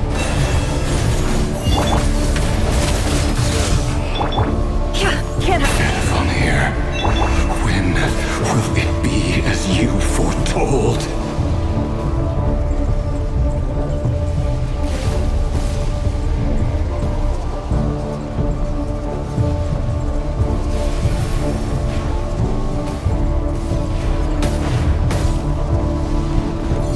Close your eyes.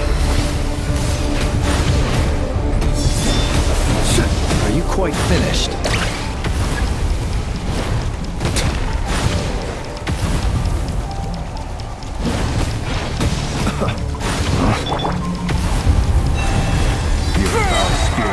Welcome here. Seek within. Yeah! Water jet! Observe. It all adds up. Can't hide the truth. Forest, protect us.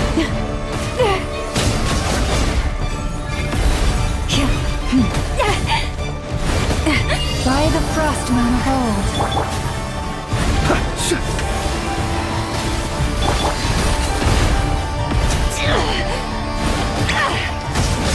The mystery unravels. It all adds up. Can't hide the truth. Water jet! Close your eyes. Steady now. Observe. Keep your night falls. Move! You poor lost. No. It all adds up. With one heart, we pray. Close. Are you quite finished? Be silent. Forest, protect. A grave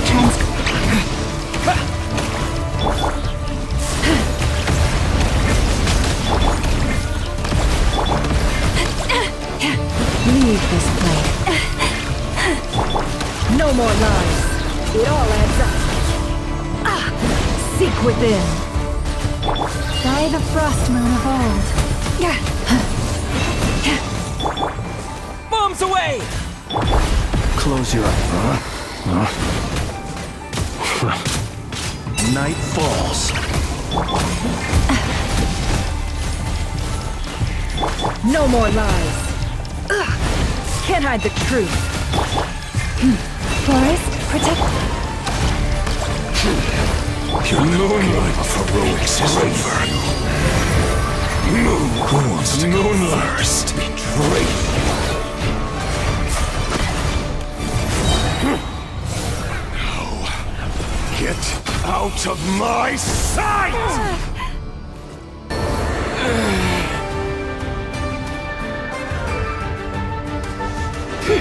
Your death is within my grasp!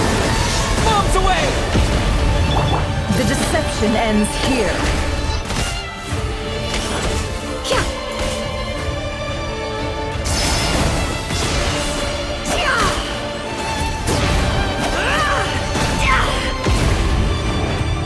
Can't hide the truth.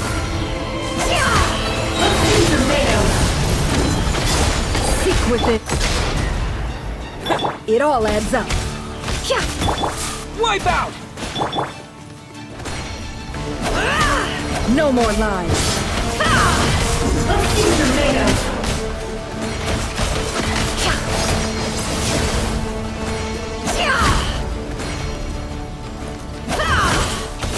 The mystery unravels.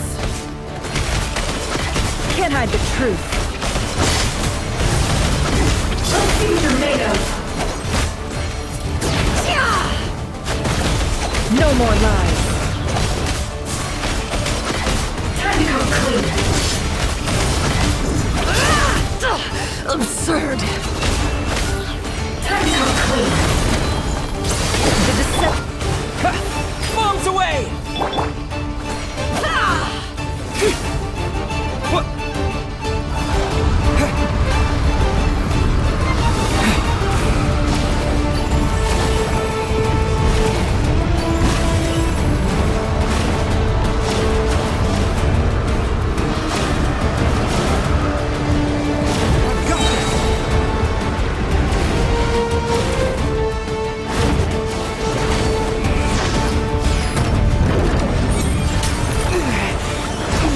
Broken. I can't keep this up. Don't push your luck.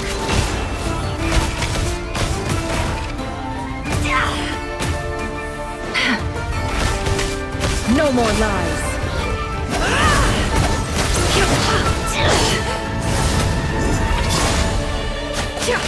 Can't hide the truth. Seek within. Wipe out! Go!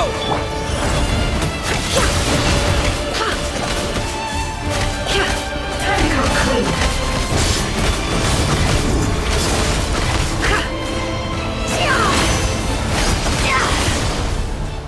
Let's see what you're made of.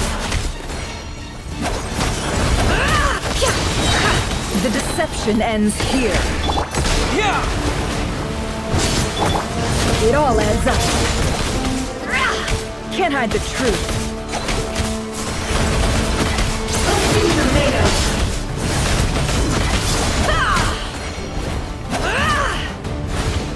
No more lies. It all falls into place.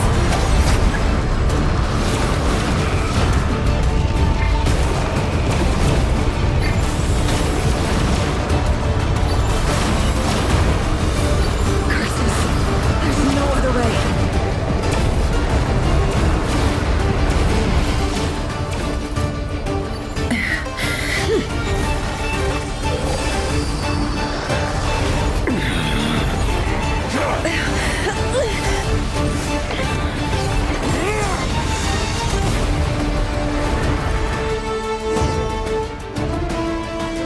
The only way to defeat Rarer is to borrow his own power. That means Columbina will have to disappear while you two bear the brunt of his attacks. You have to hold on. Find a way to keep him focused on killing the two of you.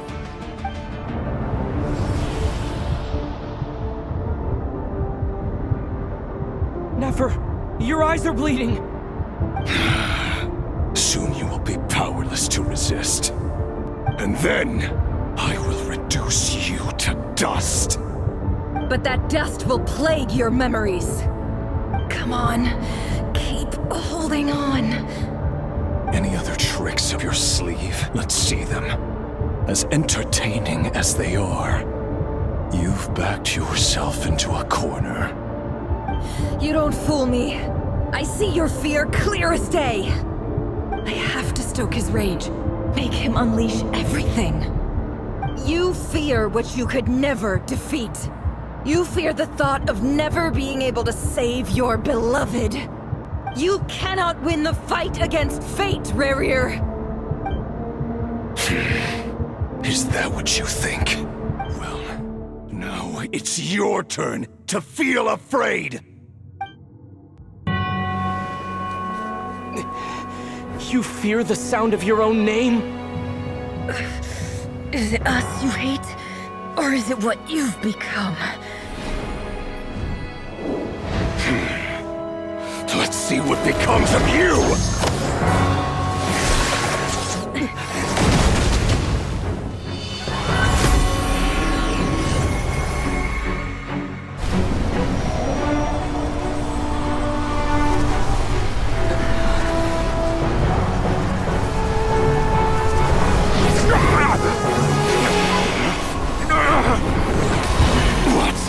happening? That power. I've seen it before.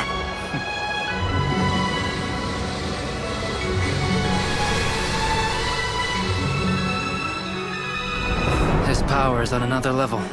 We'll need to use an alchemical array to convert his power into a usable form. Then quickly channel it into Columbina, rendering her powerful enough to compete with him. I'll join you. I can help. If I release enough abyssal energy into a confined space, it'll create a potential difference, allowing us to extract a huge amount of elemental energy. Next, I'll synchronize with everyone's minds using Pyro, then give you temporary access to their abilities and fields of view. But it won't last long.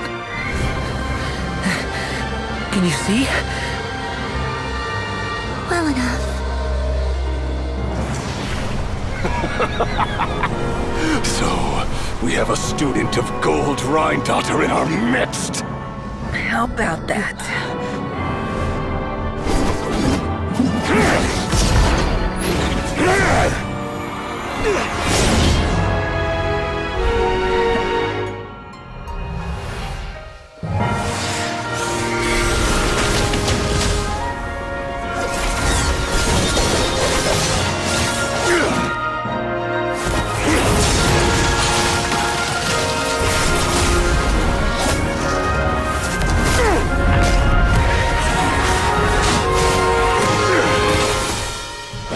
You use my own power against me? Just like how you stole Kuvaki. Look familiar?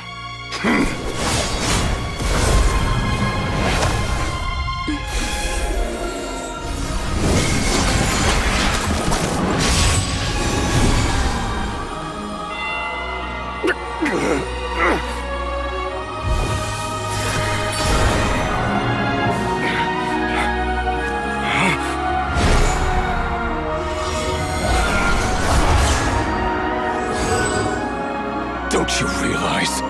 You don't have the power to hold that gate open! I don't, but someone else does.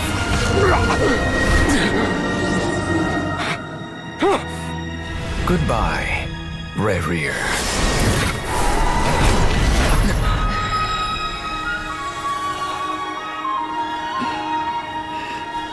We won.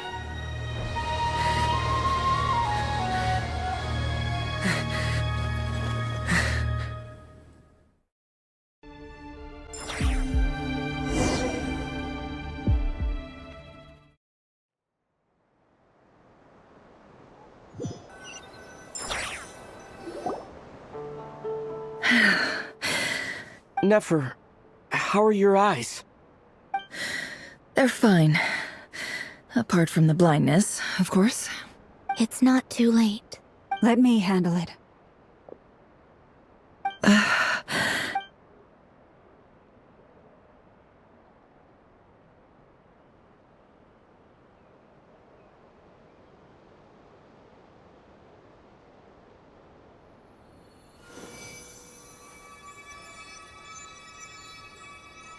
Miss Nefer, it's not like you to lose your composure.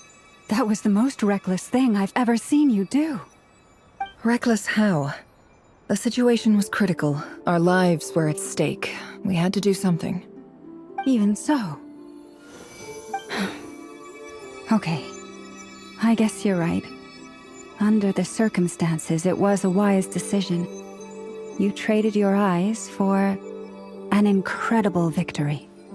In business terms, I suppose that's a huge return on investment. I'd be hard-pressed to argue otherwise. Still, I don't like this outcome, and I don't want you to lose your sight for good. People suffer when they make sacrifices they shouldn't have to make, whether that means faith, strength, or in this case, your ability to even see.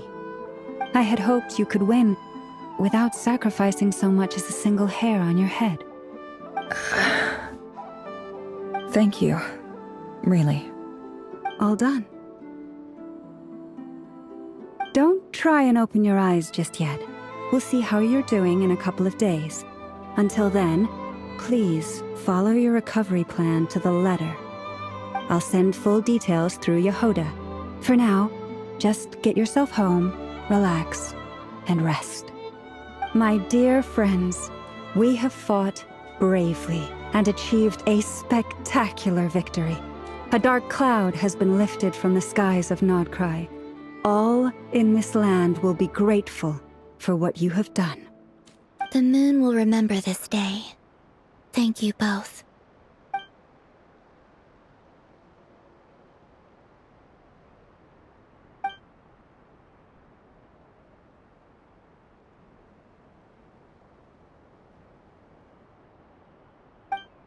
There's something I want to let you know.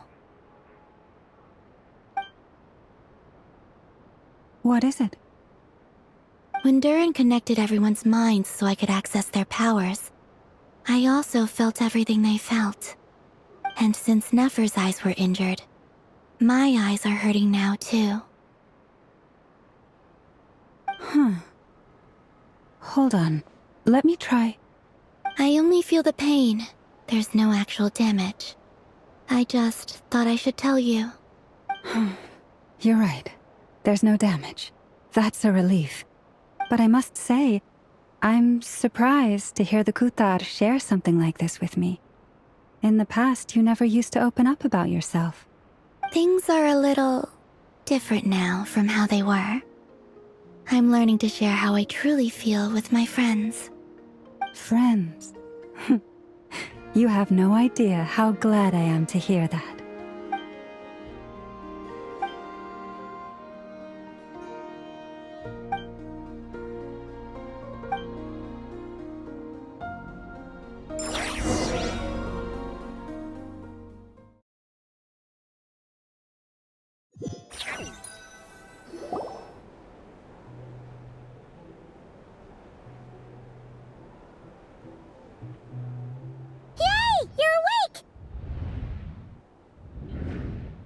How are you feeling?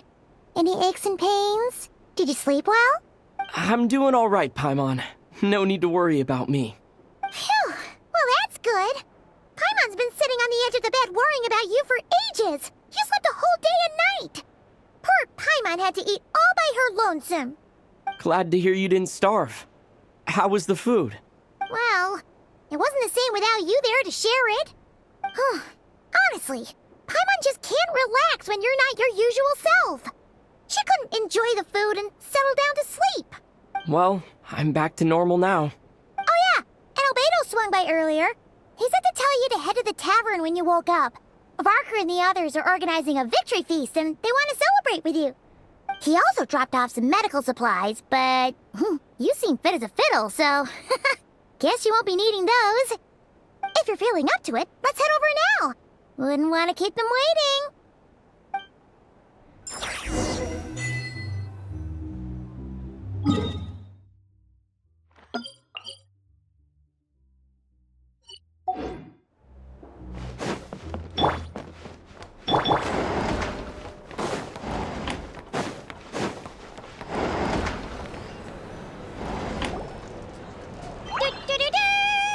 We're here! Oh, Traveler and Paimon! Perfect timing! We were literally just saying how there's no way we're holding this victory feast without you any longer, and we would have postponed it till tomorrow. How are you feeling today? Much better. Thanks. Don't worry about me. Relieved to hear it. If that changes, just let me know.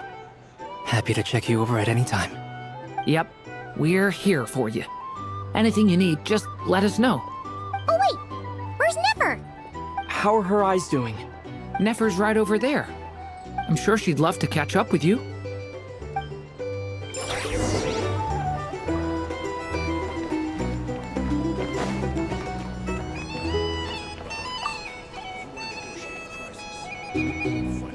Nefer!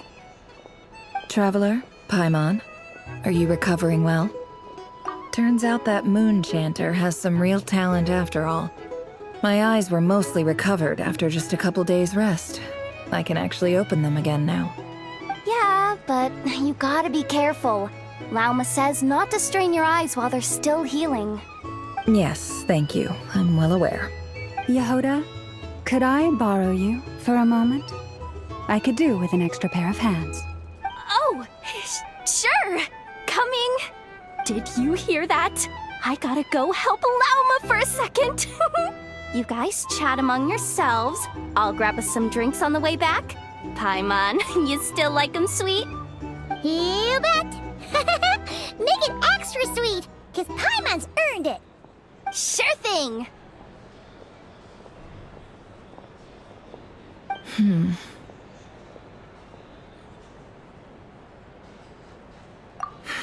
The Raker of Solnari. Kind of a snake, don't you think? No, definitely a snake. A poisonous one who spewed his venomous hatred everywhere. Anyone who seeks revenge out of hatred for other people has become a snake. That's something my dad used to say. Perhaps. I'm sure it sounds like a very wise and open-hearted perspective to your ears. But me? I think hatred is a perfectly justifiable emotion.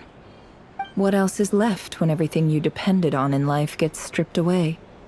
Something's gotta fuel that drive to keep on living. If you're worried about me, you can nip that in the bud. I'm not someone who gets stuck in the past. It's just... I suddenly feel like I was wrong to call my father a liar. He was just a fool. That's why the academia turned their back on him, and why the other tribes ganged up on him. Oh, Father. How much better things could have been if you were a skilled liar. Look at the Ibis King. Thoth is a fiendishly cunning liar. And yet, strangely, he feels more like a father to me than my real dad ever was. He's never brought it up, but I'd bet he feels the same way. Why else would he give me the power to perceive the truth, while at the same time training me in the art of deception?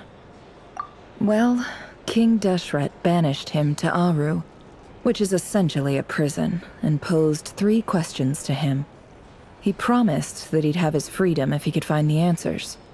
His response was to take on a physical form and approach me, hoping that I could become his envoy and search for one of the answers on his behalf.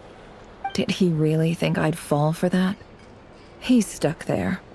He can't make me return what he gave to me. So that's enough for you to decide he's nice, is it? He's a prisoner, and he was scared. So he decided to perform some good deeds to win people's approval. He lives in fear because he's a deceiver. How is Rerir any different? You can't work as a spy your whole life and expect a happy ending. It's preposterous. Yet I can't say I don't understand it. Liars live in the darkness of their own making, but it's still human nature to want to go on living. They say that a liar's soul is the most worthless thing in the world. What do you think?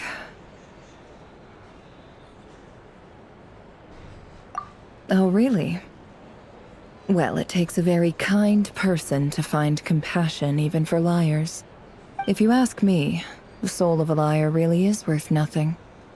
Because all they care about is themselves. For example, when something good falls into my lap, I don't go sharing the news around. Stops other people trying to steal it from me.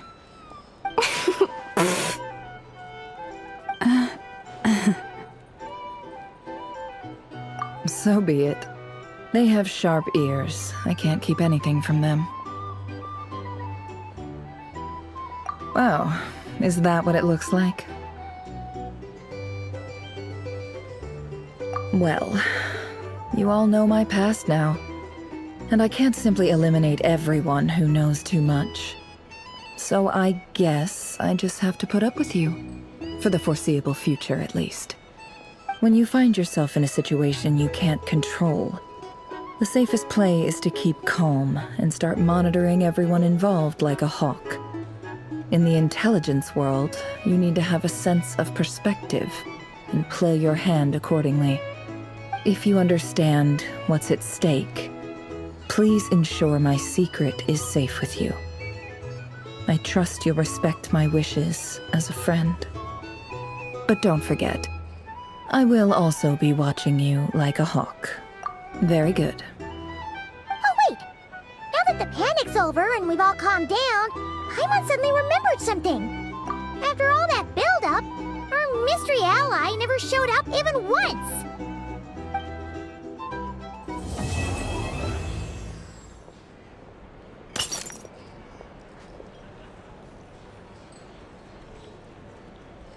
Huh?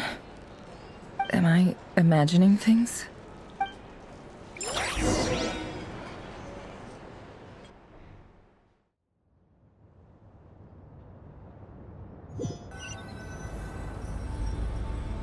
So, that close colleague who stayed behind with you? What's he been up to recently? Don't know, don't care. I get more normal human interaction from hanging out with Bosco too than him. Although, now you mention it, he hasn't bothered me in a while. I wonder if... If he's disappeared without a trace, it's the biggest gift he ever gave to the world. But I somehow doubt that's what's going on. He won't lie low forever. So we'd better stay on guard.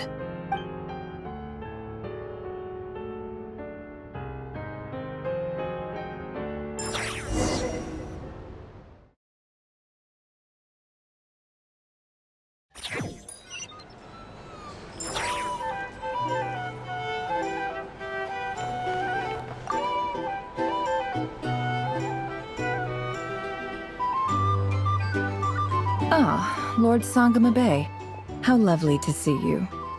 I must thank you for the device you provided. It was an enormous help. Would I be right in thinking that it was developed by the Academia? Why come and ask me when you clearly know already? I mostly came to thank you. That's more like it. A little gratitude goes a long way with Lord Sangama Bay. Play your cards right, and you might even stand a chance of becoming my long-term supplier. The chance to work with such a kind and charitable investor as yourself would be a great honor for the Curatorium. Huh? Charitable? Who said anything about charity? First time hearing about it. Let's see. The first plot of land you purchased in Nod-Krai, your desert interests, and... Stop! What do you think you're doing? Exposing my investment history! It's nothing to hide from. They're all perfectly legitimate investments. And some of the land you purchased was with the intent of building a sanctuary? Yes, I heard about that too. How did you... You're a curious case, Lord Sangama Bay. You don't like people finding out about your good deeds, do you? But I'm afraid no matter how hard you try to keep things under wraps, where there's a will, there's a way. You did it for Sumeru, didn't you? It was empty land that was gonna go to waste otherwise. I figured if I built something there, it might at least get some use in an emergency. Disasters are capricious things. They strike without any warning. I've lost family to a disaster before, and I don't want to lose any friends or business partners if I can help it. My elder sister used to dream of finding a sanctuary. Somewhere with plenty of food, water, and medicine. Where everyone could live happy lives.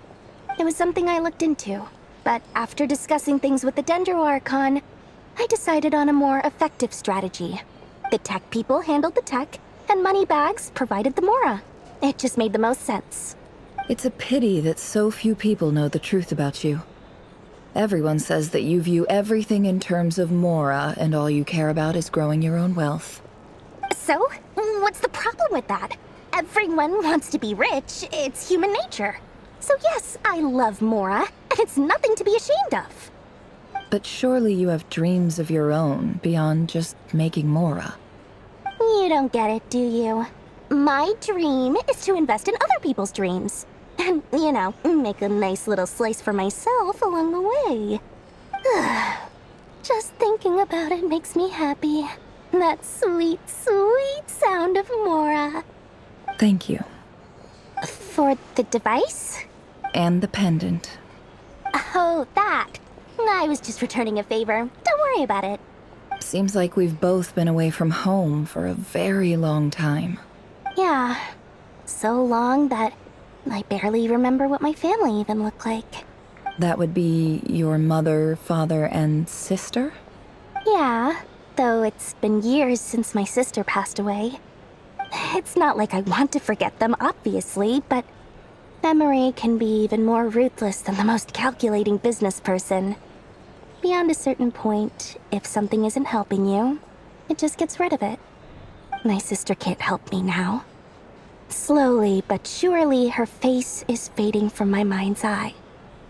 It's become a vague impression. Not everything will fade. When loved ones pass away, the beautiful memories are the ones that last the longest. Yeah, that's true. If you ask me, that's the one silver lining in all of it. Well, that, plus, I'm sure that life is much better now than it was back then. Oh, absolutely. I have tons of Mora, a big beautiful house, business is booming, and I'm as happy as can be. You've got a lot going for you too. Boss of the Curatorium of Secrets? I'm sure there's plenty of Mora to be made in that line of work. I appreciate the vote of confidence.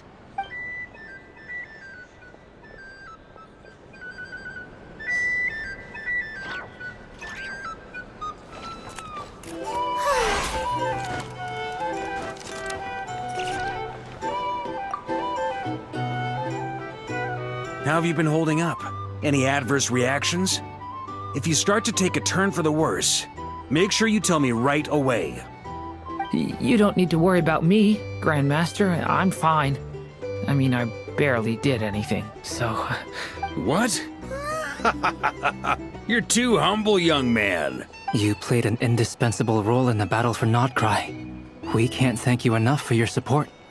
Sometimes, when people praise you, it's because you deserve it. The best thing is to accept it calmly and with grace. It's important to learn how to respond to words of admiration. Let's do a quick demonstration. Albedo, that was an incredible feat of alchemy. The pressure was on, but you worked flawlessly at lightning speed to get the job done. Thank you.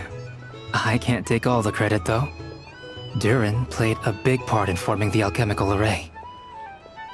See? Did you catch that? A masterclass in how to take a compliment. Okay, yeah. I did work pretty hard to help prepare for the battle. No point denying that. Hey, you guys! Hey, look who's bounced back. Looking good, traveler. Seems like you've recovered. You won't need to take any more medication. Can I get you a drink? Huh? You know how to order at a bar now? You've sure learned a lot recently. Handling a drinks order is ridiculously simple compared to alchemy. Don't worry, I'll blend into society yet. Paimon believes it. You're clearly a fast learner, just like your brother. To be totally honest, though, Paimon didn't quite follow all the details when you first explained the plan to us. Don't worry, that's completely understandable. Unless you're a student of alchemy, it's hard to grasp the principle and how the process works. To put it in the simplest terms, we saw how our enemy stole the power of Kuvaki, and that gave us the idea of stealing his power to turn it against him. When facing an enemy you have no hope of defeating, it's best not to engage them in battle. So, instead of looking for a way to overpower him, we decided to help Columbina get strong enough to at least stand up to him in a fight. For this to work, we had to analyze his modes of attack, confirm who his main target was, and make sure that he wouldn't go beyond the range of the alchemical array. For added security, we prepared a total of 4 arrays. But to mitigate the impact of the battle, we identified one location in particular as the ideal spot, which is where the confrontation took place. The alchemical array absorbed his abyssal power. Then Durin processed it to render it usable by Columbina. That power enabled her to do what would otherwise have been nigh on impossible. What surprised me was that Dainsleif actually agreed to join us. Given his history with Rerir, he had every right to sit this one out. But we're extremely grateful for the decision he made. It must have been a painful choice to make.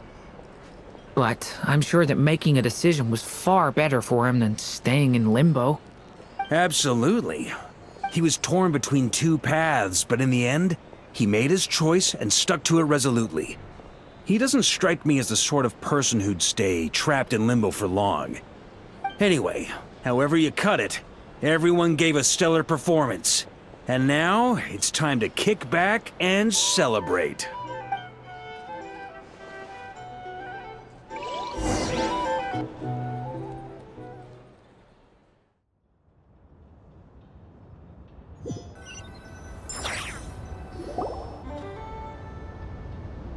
That's the only reason you're here. Yes. I've thought a lot about it. And I've realized that you, me, and Arlecchino should be friends. I think this is very important. So I felt I had to come and tell you. Well, this is a new one. I'm so moved. I can't even hold my teacup. If that's all, you can leave now. Do you not want to be friends with me? Or is it that you prefer being co-workers? What is this, Columbina? Are you deliberately testing my patience threshold? Right now, my politeness module is active. But if you say another word, I swear I'll shut it down. If your politeness module was active, wouldn't you say the word please at some point? Polonia, please see Lady Columbina to the door. Will you still invite me to your next tea party? What? Yes, I think you will. Bye-bye, dear Sandrone.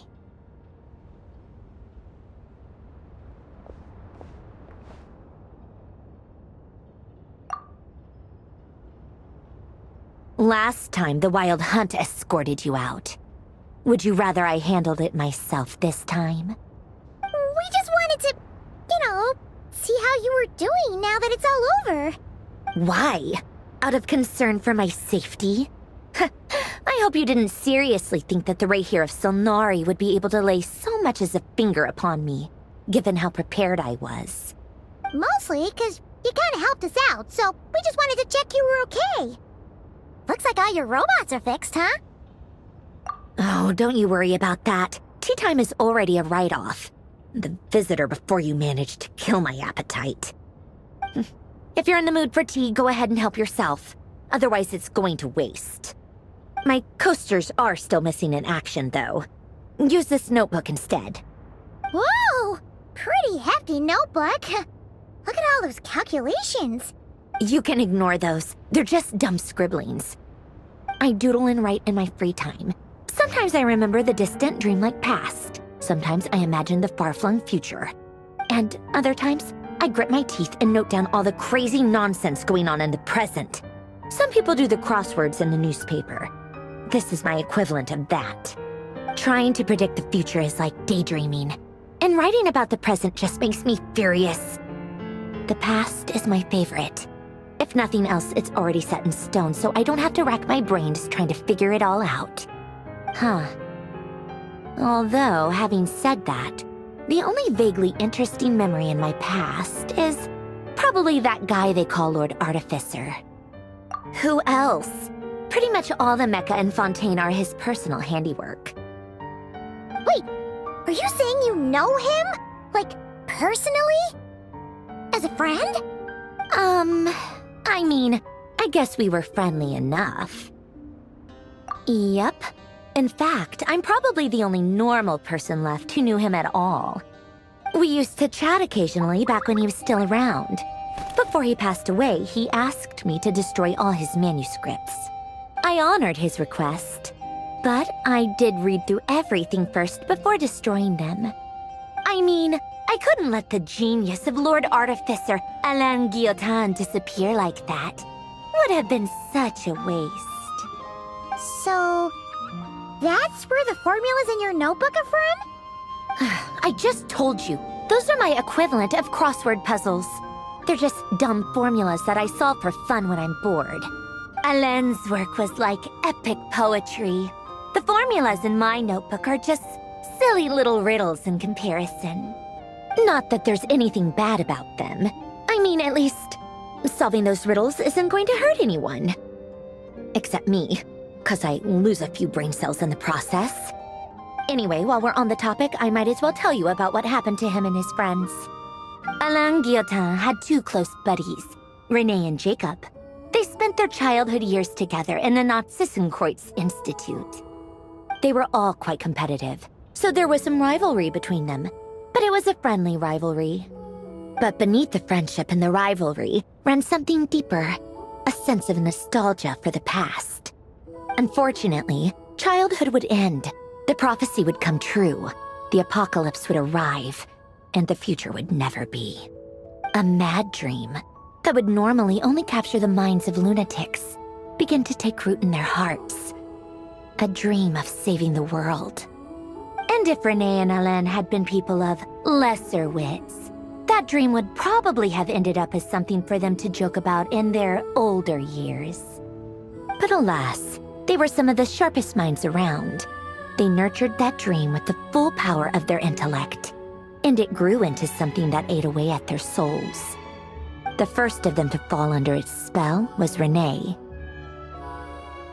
Against Alain's wishes, he persisted in experimenting on a mutual friend of theirs to try and save their life.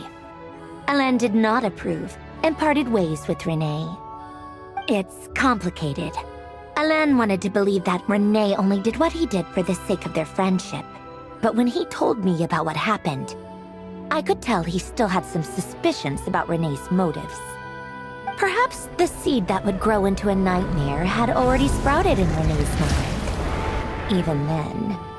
The next time they met, Renee's soul had been completely engulfed by the dream of salvation. His futile attempt to change the tide of fate only resulted in a wave that swallowed up the world, even before the apocalypse came. And although that wave died down eventually, I hear that it just recently came back with a vengeance.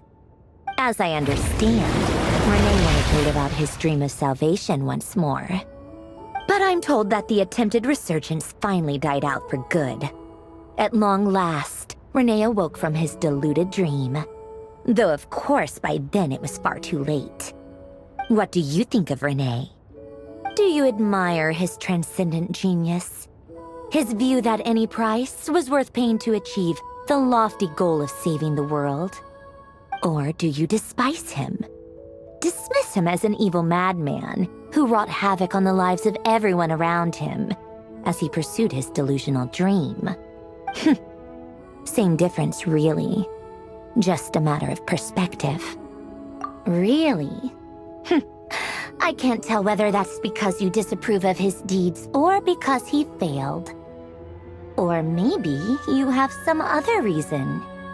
Renee no longer exists in this world, and the dream he started went on to be realized by someone else. I don't like fanatics who give up their whole lives for their ideology, nor do I like fools who let their delusions take control. Maybe I could understand if Renee had just been an ordinary person, but he had a sage-like intellect, and still managed to get himself lost in the labyrinth of his own desires. Anyway, that's enough about Renee. Now, moving on to Alain Guillotin, the Lord Artificer. He managed to put a stop to the first storm whipped up by Renee. But after that, Alain lost his friends and family. To his credit, I suppose, the loss of his family and friends was purely a tragic accident. It's not like Alain sacrificed them for his cause or anything. After that, the only thing supporting his work was the same dream that had dragged his closest friend down to the abyss. But although the desire to save Fontaine drove him to found the Fontaine Research Institute, Alain continued to reject any form of transcendental knowledge or power. He was suspicious and fearful of it, having seen the way it had affected his closest friend. I think that formulas and machines derived solely from human intellect were the only thing that gave him a sense of spiritual comfort. Yet Alain's intellect was simply too great. It barely left him space to breathe in his lifetime. Once he realized that the end of his life was approaching, he finally accepted the truth. The Nod-Krai Institute needed someone, and a human being, to see its story through to the end. He quit working on his formulas, trading them in for the fairy tales that had played such a formative role in his childhood, but which he barely touched in his adult life. He told me that the director of the Nod-Krai Institute used to read those fairy tales to the children as bedtime stories. Apparently, they worked wonders at sending kids off to sleep. I think that all he wanted at that time in his life was to be able to sleep deeply without being plagued by depression. By that point, nothing else really mattered. At the very end, he laid down to rest in the ruins of the former Nod-Krai Institute orphanage, while the Fontaine Research Institute he had founded continued tirelessly with its work. Many years after that, tensions over competing dreams would once again cause a rift, this time between members of the Fontaine Research Institute. But the actions of those fools had nothing at all to do with Alain. And that is the story of two people from the Nod-Krai Institute who both wanted to save the world. One went all in on his fantasy of salvation without ever looking back, and ended up calmly sinking to the bottom of the deepest sea. The other sought desperately to burn bright in his life, even though he wasn't sure where he was going. I do sometimes wonder, why is it that people like them have such grand hopes of saving the world? Even the grandest tree starts as a tiny seed. So perhaps, for each of them, their mission to save the world began with a very simple desire: to save themselves. They were young children with friends and family who mattered to them, desires to explore the meaning of life, ambitions to have a successful career. They didn't want to see all of that taken away in one fell swoop. Or maybe they just wanted to find something to anchor themselves within the chaos, to stop them getting quietly swept away by the storms of life. But instead, the search for their own salvation took them down the rocky road laid out by fate. Do you think the desire to save oneself is enough of a justification to try and save the world? Sensible answer. Glad to know you've got your head screwed on straight. Alain would disagree, though. I asked him the same question back when he was in his prime, putting all of his energy into his work. Yes, it's enough. No elaboration, just a quick, short answer before getting right back to his work. He was always that way. All right, tea time's over. I owe Arlecchino a favor for telling me these stories. I'll have to bring a whole sack of gifts the next time I visit the House of the Hearth. I'm gonna go tinker with Polonia now. You guys can do whatever you want, as long as it doesn't involve interrupting me. Polonia, exit hibernation mode. Begin diagnostics.